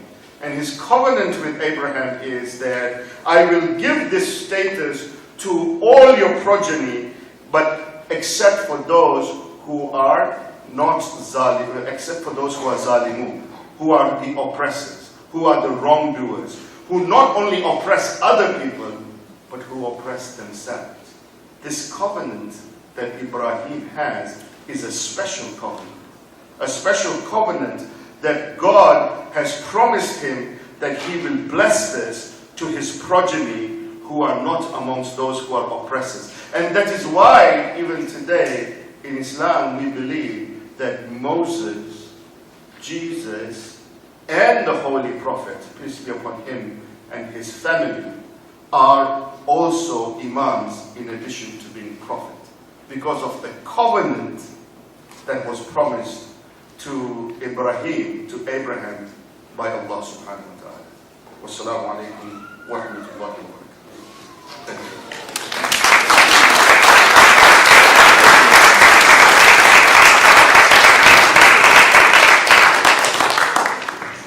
Thanks to Dr. Kuepfer Dhanani. Dr. Dhanani is one of the anonymous supporters of Babul Meditation Society. Now we come to the keynote speaker, Sheikh Arif Abdul Hussain. Sheikh Arif founded the Al-Mahdi Center in 1993. Currently he is the director and senior lecturer in Ilmul Fiqh and Muslim philosophy. He has been at the forefront of developing and delivering advanced Islamic studies.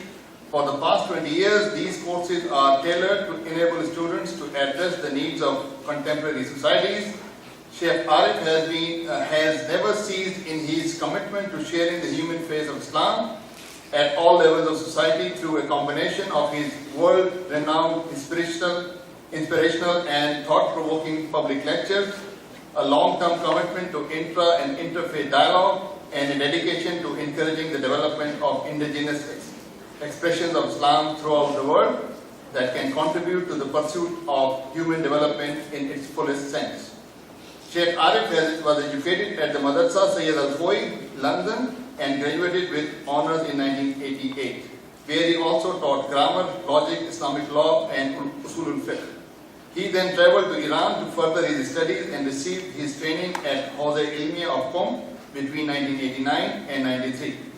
Alongside his studies, he was also teaching in Qom across a wide spectrum of traditional Muslim scholarly disciplines. On his return to the UK after founding the Al-Mahdi Institute, he continued his graduate training in Usul al-Fiqh and Fiqh from 1994 until 2000 under Ayatollah Al-Amini. Today his keynote address will be on the overview of Abrahamic religions. Ladies and gentlemen, please welcome Dr. Sheikh Arif Abdul Hussain.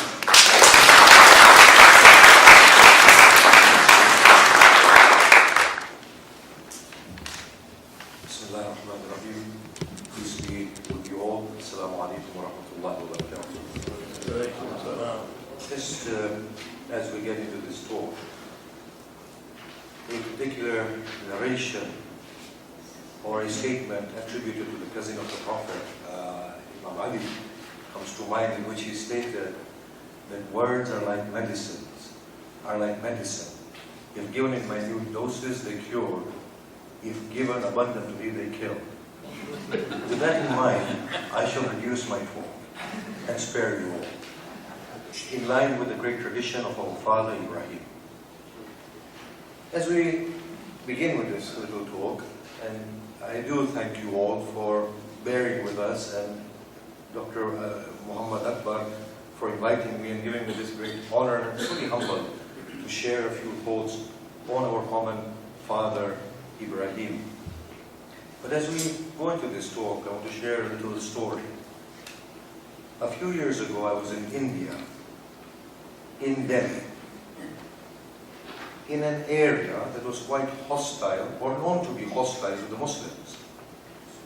And I was with a driver taking me from one point to another. The afternoon prayers, the late afternoon prayers, were elapsing. So I said to the driver, stop here at this gas station. I will ask permission from them and discharge my prayers. He said, these people are extremely hostile to the Muslims. I said, nonetheless.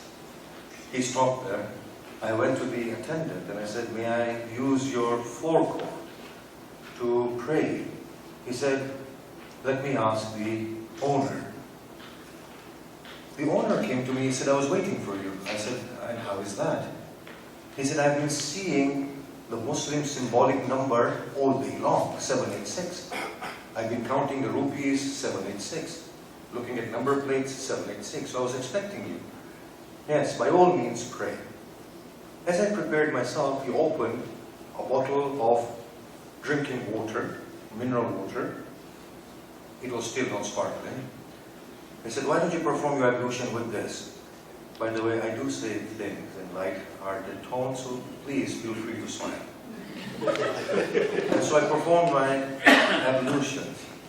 Then he opened a fresh cloth, because it was also a place where they washed cars. And he laid it for me, and he said, that's the direction of your Mecca.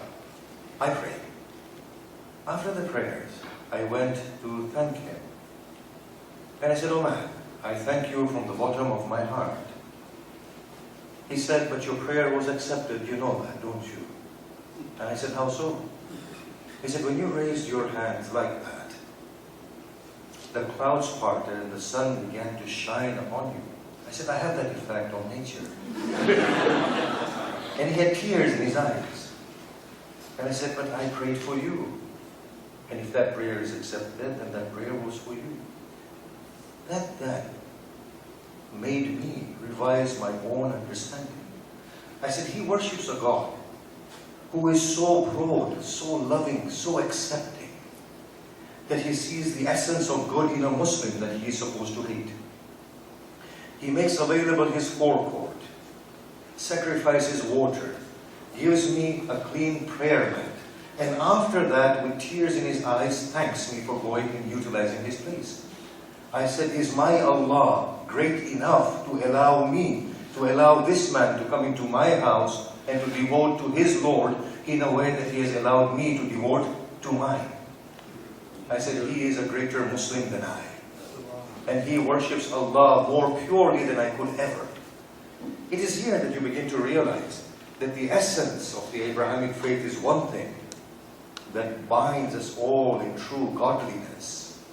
And the form is another thing, which is human interpretation, which tears us apart despite the beautiful godly commonality. I ask myself another question.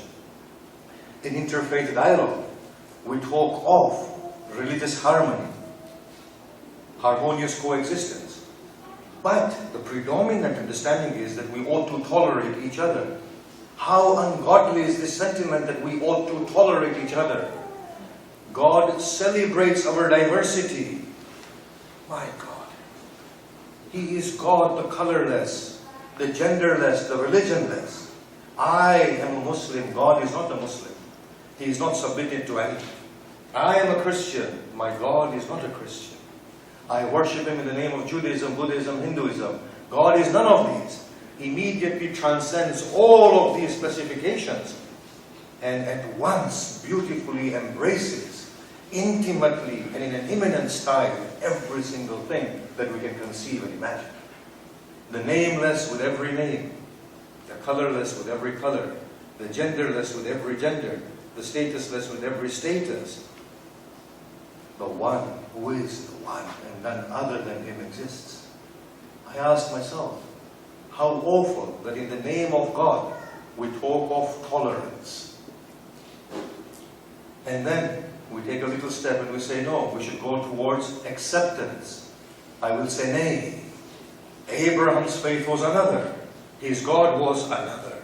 The shared God who is first within us, who talks through us, had it not been for the religious language that skews our minds, we'll say it is not a question of tolerance nor acceptance. It is a question of appreciation. Appreciate each other and the beauty of God that each other brings together. How strange. The Muslims, Christians, Jews, Hindus, Buddhists, they worship a God who has created a mother in His own image. A mother who has several children, all of them different in their own ways.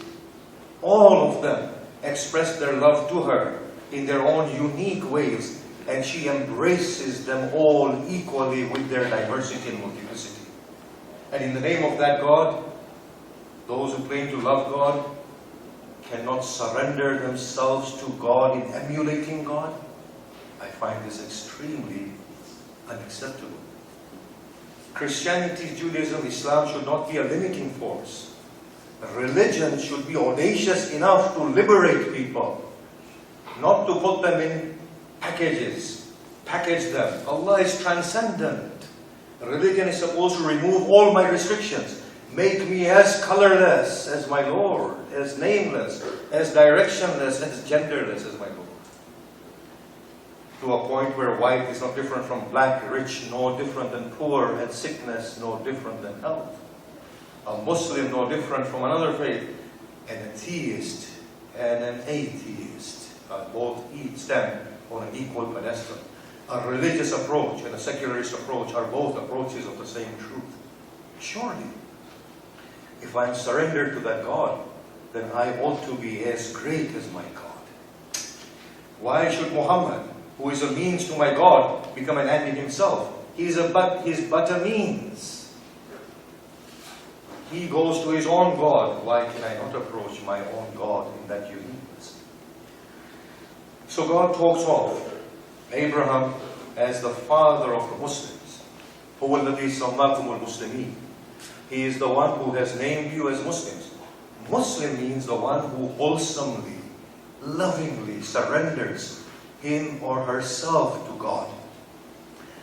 And the utility of this word within the Quran is never in the meaning of a formalistic faith. Jesus is described as a Muslim, so is Moses, Abraham, Jacob, Ishmael, Ishaq. All of them are described as Muslims, those surrendered to God. Twice the word Islam is used within the Quran within the formalistic sense. And at both times God frowns upon it. But when positively used, it is used in the sense of wholesome, gentle surrender to God. That is the meaning of Islam within the Quran derived from Abraham. That is what we believe marks the essence. In essence, we are one and the same. It is inconceivable for people to think that there is any difference between the two. We all have the same common blood flowing within our veins at our physical level, don't we? And at the level of our minds, and at the level of our hearts, we are behind the same truth. I often say this, and remind this to myself, that what religion could not do, secularism has done. Why? Because the true God speaks through them, not blurred by the religious language. Of course, I'm not here intending to knock at religions. They're beautiful. And we can promote greater good through the real religion. At the United Nations, people sit in a religious discussion and who talk about all the godly sentiments that poverty ought to be a thing of the past, confined to the archives of history. Inalienable human rights, the right to life, right to education. These are people talking from a non-religious perspective. Who is talking through them? That's the real human, the real God speaks through them. And that is the essence of religion. That was the very essence Abraham was after. To complete our human, godly journey. Now when it comes to morality, religion has truly got something to add. And Abraham teaches us this within the Quran and followed by all the prophets. When the modern secular world talks of goodness for the sake of goodness, which is nonetheless commendable, feed for the sake of feeding, not for the sake of gaining popularity, speak against oppression for the sake of righteousness of justice, nothing else. Religion teaches that morality ought to be God-centric, spiritual morality. Feed the hungry and starve instead, in order to become God-like, in order to become godly. And this is what Abraham displays. Stand for the rights of the oppressed, for the sake of becoming God-like, because God supports the weak and the meek and the oppressed. Be good to your neighbor in order to become God-like, and this rich theology that we have across the Abrahamic faiths. And for one, I don't believe that Hinduism and Buddhism and Judaism are other than Abrahamic faiths. Every monotheistic faith, inevitably and ultimately, it's a question of proving it, derives its origin from Abraham or before Abraham, but through monotheism. Every Abrahamic faith has this beautiful theology and sentiment in which God says, I was naked, did you clothe me? I was hungry, did you feed me? And so on and so forth. One thing we need to understand is that in this world of God, difference, variety, plurality is a hallmark of our world. This world is a world of individuality. There are no two objects in this world or entity that are the same. Even if you were to take two beds of grass, the very fact that they are separated by their location makes them independent, individual entities. In this world of plurality, how can it be conceivable that the same truth would not be expressed and received in a pluralistic manner? The words that I speak right now, even though within the dictionary they have the same meaning, all of us, the listeners, relate to them differently in relation to our individuality, our points of reference, our interaction with those sentiments. So here, the word that is being said is not one word, it's as multiple as the listeners. Even this room is as plural as the observers. None of us interact with anything in the same fashion. We are all unique. If that is the absolute hallmark of God's world, then of course religions are going to be expressing the same truth in a pluralistic manner. Quran says the religion of mankind has always been one. The Quran says the communication of God has always been one. It appears that the religions at different levels of human appreciation have represented themselves differently, slightly. And the same communication of God fashions itself, as God says, I gave the book to Moses, the book to Jesus, so on and so forth, and scriptures to Abraham. The same truth reveals itself packaged differently. But God says, all those messengers, they are one and the same. At another instance, He says, we have given preference to some over others. This plurality is the absolute hallmark of our existence. But be not dismayed. This plurality adds to the charm of existence. Can you imagine if everybody sounded like me, how boring this world would be? You don't believe that, do you? Our differences bring about a greater charm, greater color, greater beauty of our Lord in whose image we have been created. It allows us to take several different paths, multiple paths, to arrive at that same godly beauty. Multiplicity is of use and value, provided we don't lose sight of the salient, unchanging essence. That every message leads to the same godliness that awaits us deep within us. You see, when people kill in the name of religion and divide, I say that they are not doing it in the name of religion. The first religion is within the heart. If God was not within our souls, we would never verify His scripture.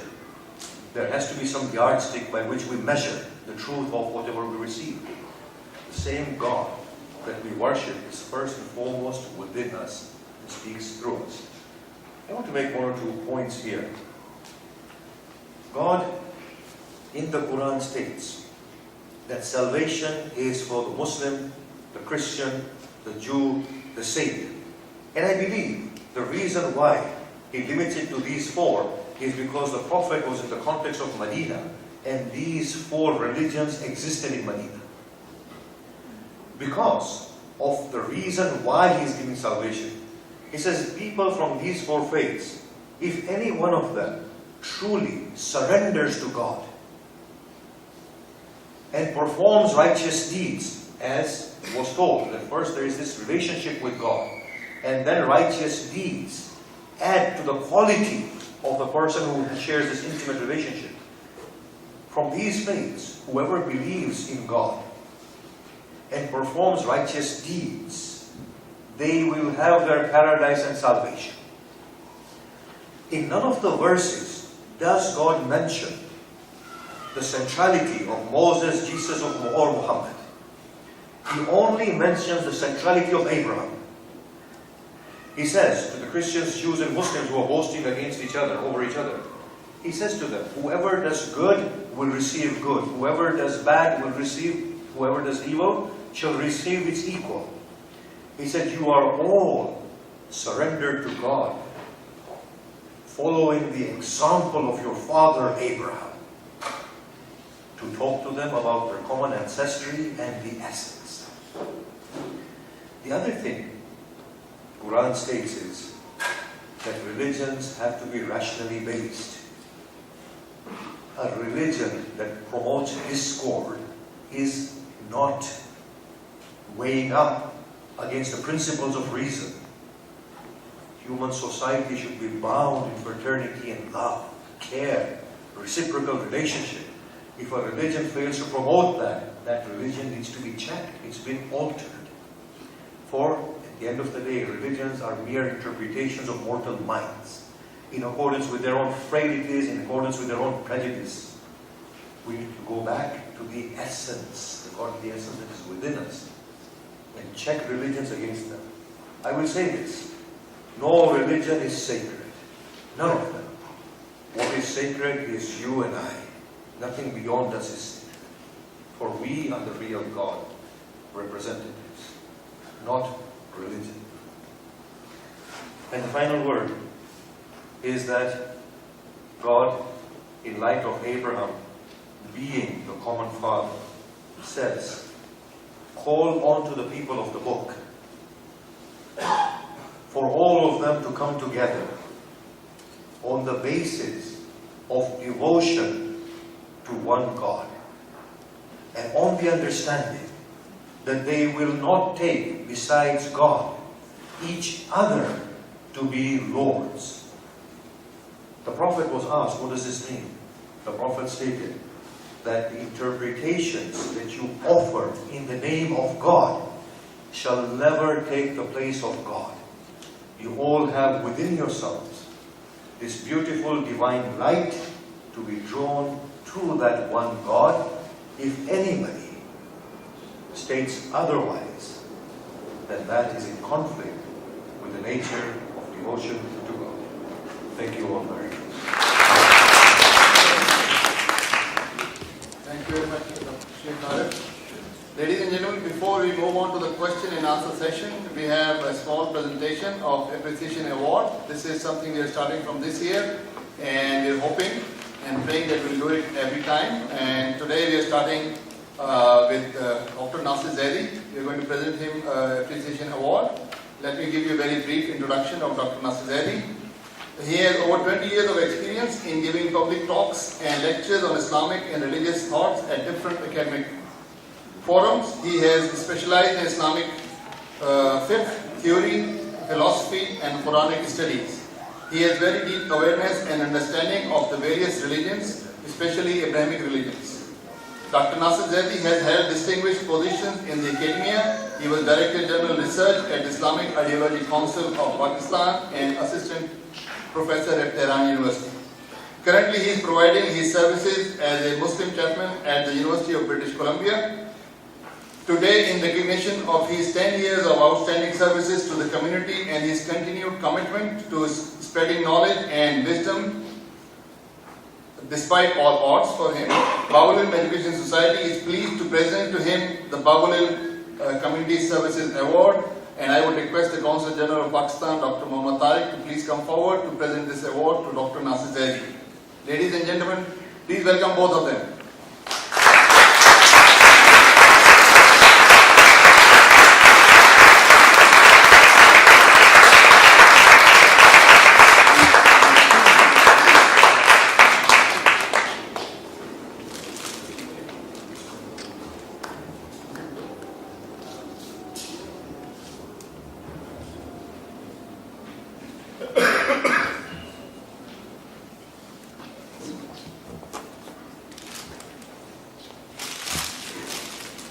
respect him.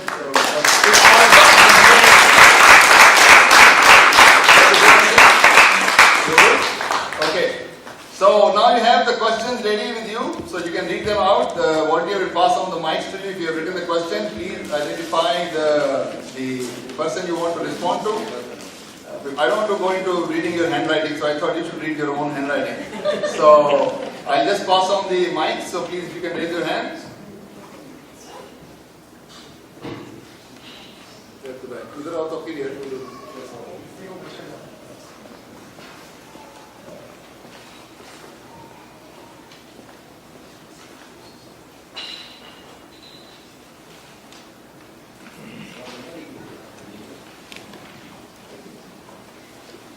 Hello, my question is for Father Tim and Dr. Daniel. The question is, what is the role of Ishmael in the perspective of Christianity and Judaism?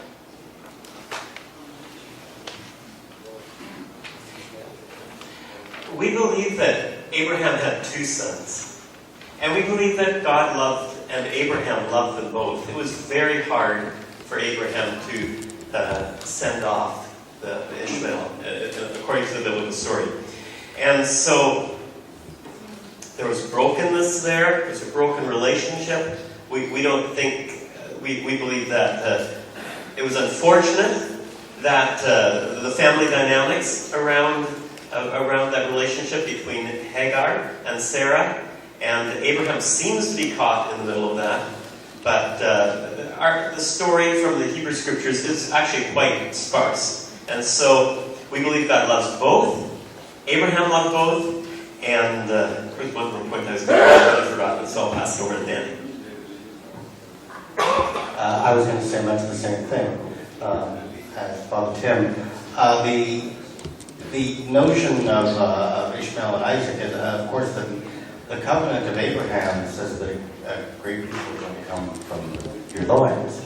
In fact, it goes further. It says your people will be as numerous as the stars in heaven. And even it says the Gentiles will know my name. Is actually, when we go deep into it. So when we look at the point of view from where we are here, you can see, and as I say, two Jews, four opinions, this is my opinion, that when we look at the history of this from the Abrahamic origins, including Jesus, including Ishmael, that this covenant of Abraham has spread in a miraculous way beyond what I can imagine God might do. So I just stand back in awe at the glory of God when it comes to it tonight. I also see that Ishmael was cared for in the desert. It speaks to that. It speaks of the well in the Torah. So obviously God is caring for Ishmael. There's other places too where in the Torah and the story of Abraham where people who are not Jews also are spoken to by the same God. So I don't think the Jews believe that they have a monopoly on God. There is no God but God, and all of it unfolds according to plan. So now my question to Father Tim. As this verse in Genesis, it says about Prophet Ismail that he will be fruitful. He will be a fruitful nation. So we'll see in the Matthew chapter 21, verse 43. So Jesus said, "Therefore I say to you, the kingdom of God will be taken from you and will be given to a nation bearing fruit of it." So I'm guessing that if this verse is related with the verse of Genesis, when God says about Prophet Ismail that he will be fruitful, and here Jesus is telling that now the kingdom of God will be taken from Israelites and it will be given to the fruitful nation. Does these two verses have coordination in between them, or what is the true explanation of Genesis 17:20? Thank you. Thank you. Maybe I should also talk about my title, I guess. I'm fine with just Tim, and usually Pastor Tim. For all the people from First Baptist, they're going, what's this Father Tim stuff? I'm not referred to usually as Father Tim, just so you know, and that's okay. Sometimes Pastor Tim. So I'm just to put my dear brothers and sisters at ease here.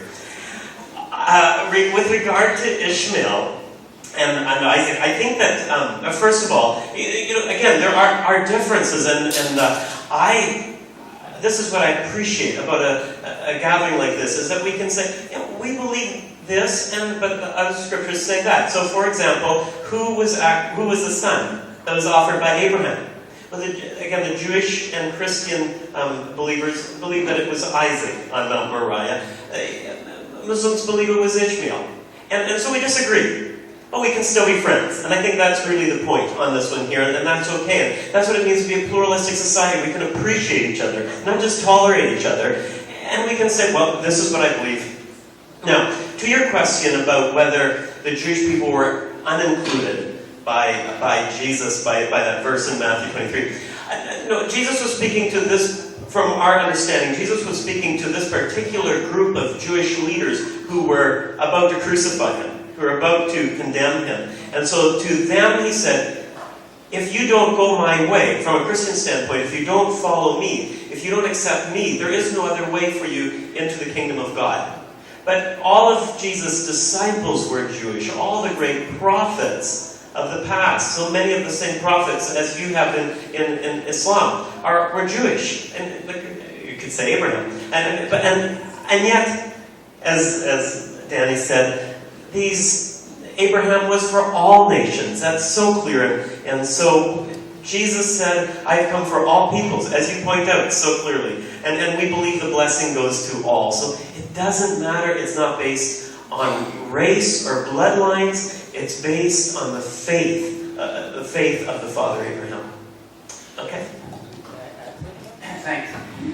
There's a lot of attention paid to young people who are turning to extremism, some kind of religious extremism. But I think a more important question is that many more young people who are observing this, and they're saying that religion is a source of violence, a source of hate. And many young people of all the faiths who raised in these faiths are saying we don't want this faith anymore. We're going to disregard it because it's not a source of peace. It's a source of violence and hate. What is your comment? And this is to all of you actually. And I think you've answered it in some ways already. But what is your comment to these young people?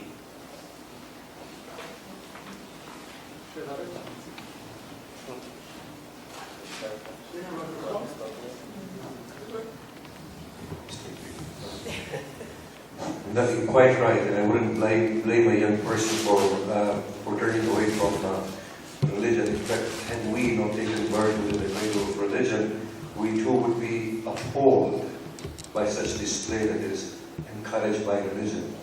What we can do, however, is to try our utmost as individuals, as collective bodies, through our faith, through our establishments, to express to people that religion actually is a godly force bringing about human qualities. Sacredness of life, the right of other, lack of coercion. I think this teaching needs to come out properly and in a big way from within the religious institutions and establishments, and all of us need to take the onus of this responsibility.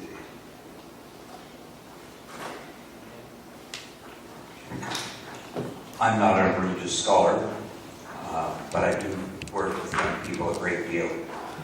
I have 5 children of my own.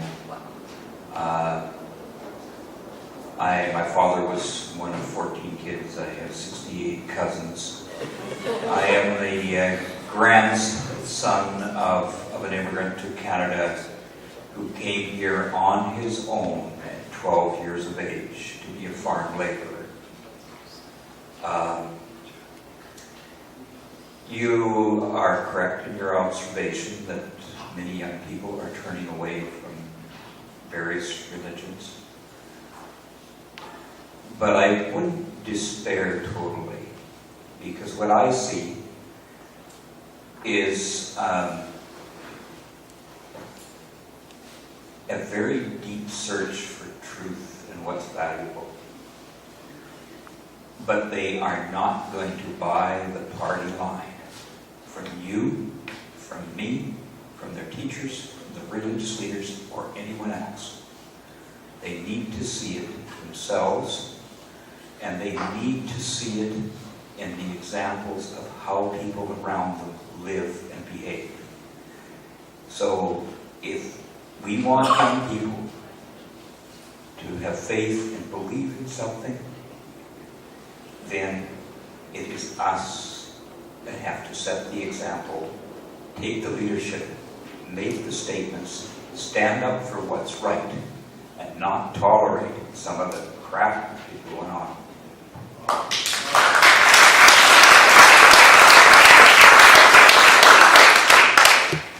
Any more questions? If you don't ask, then I'll ask the question. Yes, go ahead. This question follows on here, why and then turning away. Let the mic come. This small preamble to it. When I was a baby, I was taken to show, I was shown a big mosque built by the Mughal kings. When I was an adolescent, came to Canada, I was taken to downtown Toronto to show a big church. Many of you see it near downtown Eaton Centre. When I came to Vancouver area, I saw the people building a $35 million or more Islamic center. And of course the church is there. And then I hear this, how do we make this church, this synagogue, this mosque, and magnetic for children, for youth to come to? And I asked simple thing, I said, why? What's wrong with this product? That we can spend all this money, and our kids say, oh Dad, I know what it is. So my question to all the experts is, with that background, that is historical. Immigrants came to this country 400 years ago, built new churches first. New immigrants of last 50 years or 75 years, building big mosques. To hear from 200 years from now, some people are asking the mosques and the churches, why they not come together. So my question to all you is, what do you think could be the reason other than what our beloved Dean just indicated? When we can't take away and they will come to us. So what is it that is stopping those kids from staying or sticking? I think it's multifactorial, as to why, people and kids, don't gravitate towards a centralized, place where they would, be able to express their own spirituality. And I think that what it's lacking, I think many of our centers lack that sort of an ethos where we would allow people to freely express their inner sense of spirituality. And I think what we do in many of our centers is we flood it with rituals that make no sense to people and that does not allow them to manifest the beautiful names of God within themselves. So I think we really need to relook at how, we use these centers of spirituality in order for them to be inviting to the youngsters, so that they're actually able to manifest, their own inner sense of morality and ethics and spirituality, rather than dictate to them the rules and regulations that they need to follow in order for them to be acceptable members of the community. Can I go back there? Can I just add a little bit? Sorry, Dr. Yes, that will be good. I don't have the answer. I work with youth every day, and now I happen to work inside the Sikh community. 2,500 young men and women of that faith. But what I do notice is our students, our children these days, they don't want to be told. They want to do. They want to do something. They want to perform. And right now our religions, at least in the Islamic world, and I'll speak because I'm a member of that, they're being told to do acts of violence and of frustration and of anger. And I'm not quite so sure if we're helping them to do the acts of love and to do the acts of compassion. And until we can channel their actions, they're not going to change us. They're just not. Okay. So, I'm told and I read that human being is the best of the creation of the God. And the prophets are the best or the most beloved of the God. But starting from as early as Noah, he just survived a big flood. Abraham was almost thrown to the fire. Jesus was crucified. And we know what we did with the family of the Muhammad. So I just wanted to know what went wrong there. Is there some issue with the idea, the whole idea? Or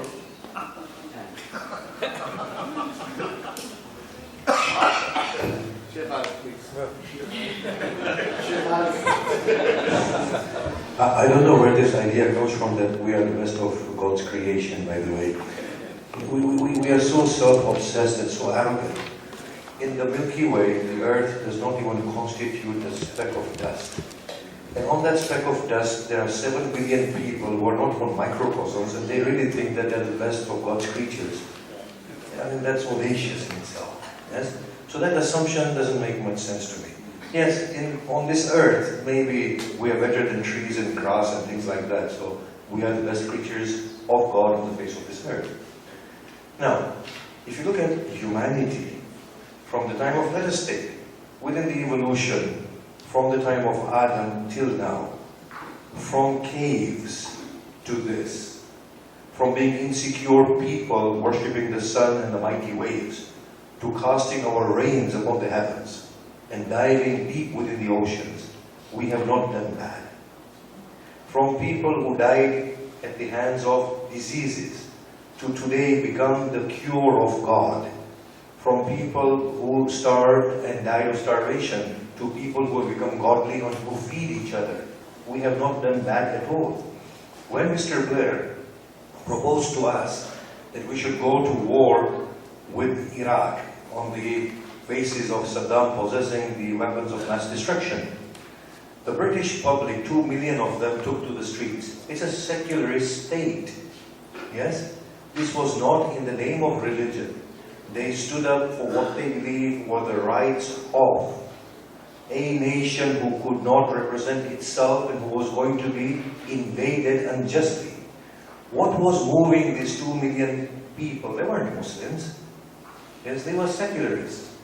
What moved them? It was something righteous within them. So humanity has not done bad. The formation of United Nations, addressing global issues, human relief, poking off just societies, empowering civil societies, rights of women, rights of children, so on and so forth. We have done extremely well. Yes? In fact, I look at this world of God in 7 billion people. The only people who ruin it are the heads of religion and heads of states. These are the only few people who mess it up for the rest. Yes? Every head of state in here in search of power and by some lobby or another one that funds their campaign, bends them in their direction, and violence grows from there. Yes? For me, there is no Islam, there is no Christianity, there is no Judaism, there is nothing. I hold a Muslim state as responsible as a non-Muslim state if they are doing wrong. Righteousness has no color, no religion, it verifies itself.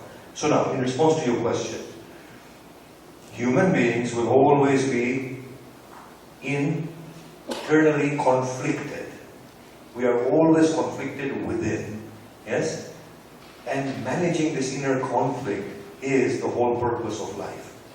The blessed prophets that came to this world were always managing this beautiful balance of humanity so that it can be more productive and grow. But overall, the trend within humanity is towards godliness. We can't deny that, whether in the name of God or whether in the name of denial of God. The trend is towards godliness. And at times we might find, yes, Abraham is thrown inside the fire, but today Ibrahim leaves behind 2/3 of the world that follows him in his righteous example. And he hasn't done bad, has he? even though he was throwing fire. Jesus appears on the cross, prays for the people. Today he moves 2-point-something billion people in his example. The prophet's family was butchered, but they didn't do bad, did they? People are devoted to them, and through them they ask for social justice. So human beings, we all have this struggle within us, and sometimes the evil predominates, but overall the trend and the surge towards righteousness and godliness always predominates. Thank you.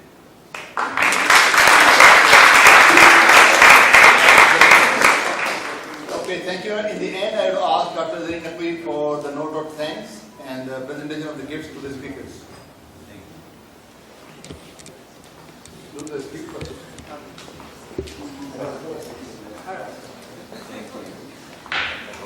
We can smell the food, so I'd be very short. Okay, so the famous civil rights leader, Dr. Martin Luther King Jr., once said, "I have decided to stick with love.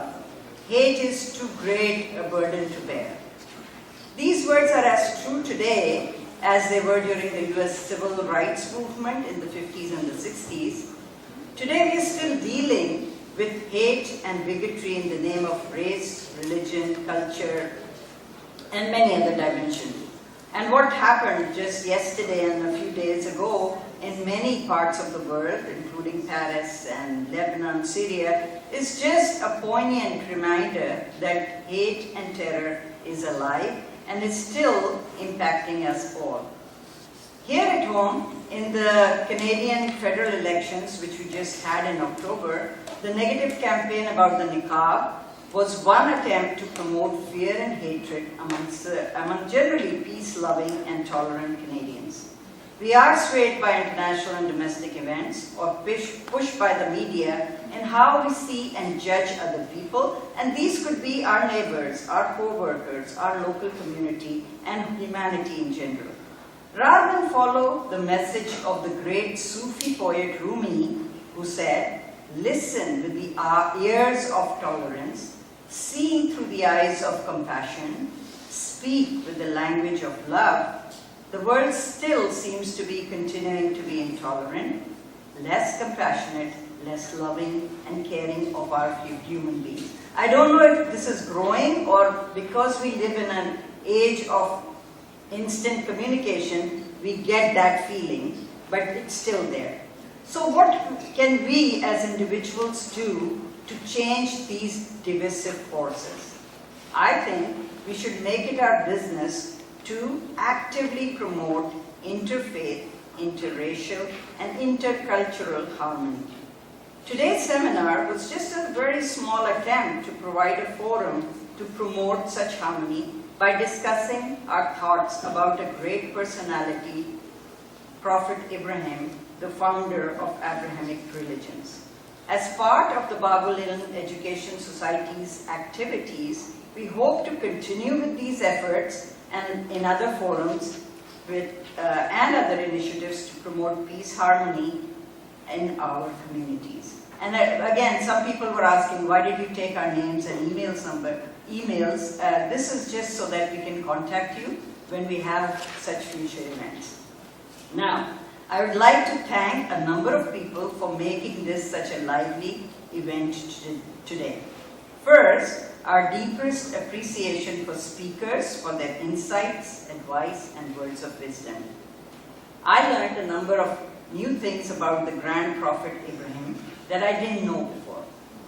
I'm sure the audience benefited from the speakers, so thank you, Mr. Tebb, Dr. Bakan, Ms. Dhanani, Pastor Kuepfer, and Dr. Akbar Mithani for your thoughtful and insightful talks. Thank you. We are so thankful to have leaders like you amongst us who teach us and inspire us to do more. Special thanks to our keynote speaker, Dr. Arif Abdul Hussain, who came from the UK to grace this occasion, and he shared his precious time with us and gave us a lot to think about. Secondly, a big thank you to our wonderful audience who came with open hearts and minds to listen and learn from each other. To quote a Hindu mystic, Sri Ramakrishna Paramhansa, who said, God can be realized through all paths. All religions are true. The important thing is to reach the roof. You can reach it by stone stairs, or wooden stairs, or bamboo steps, or by a rope. Let's all try to reach the top, acknowledging our differences and helping us each other along our own personal journeys. Finally, I'd like to thank our volunteers who are such a great source of strength for us. Many families and individuals are involved who provide us unconditional support. And I would just like to name a few. Naveen Kazmi and family, Raza Merchant and family, Heather Abbas and family, Riaz Rajabali and family, and there are many more, especially the young people who were helping out with registration and a lot of other things. Thank you everybody for coming, listening and attending this seminar today. As Babalan Education Society is a small organization with a tiny budget, we would appreciate if you can help us with small donations today. Thank you.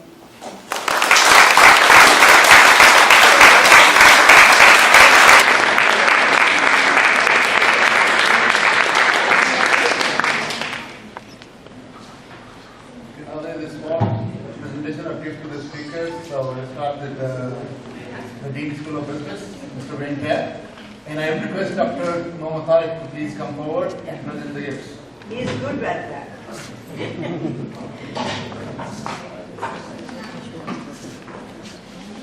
You'll get food, don't worry.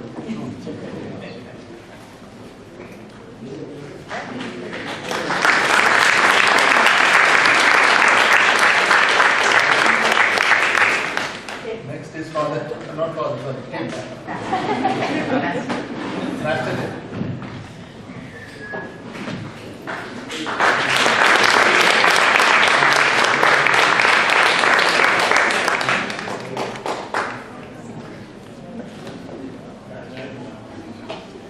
Dhanani.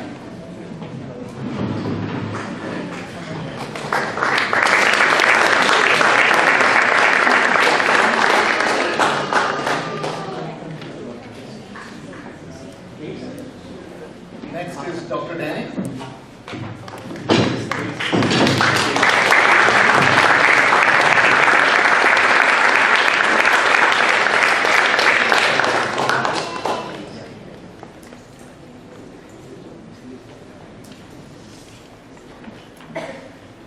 Dr. Khalsa, please.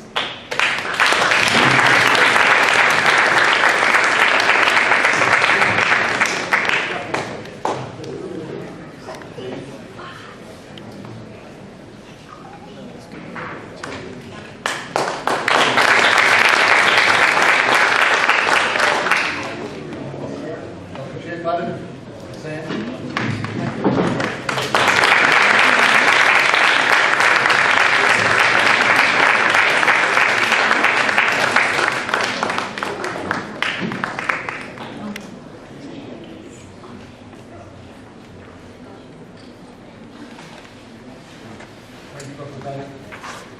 Thank you, ladies and gentlemen. The food is ready at the back, and when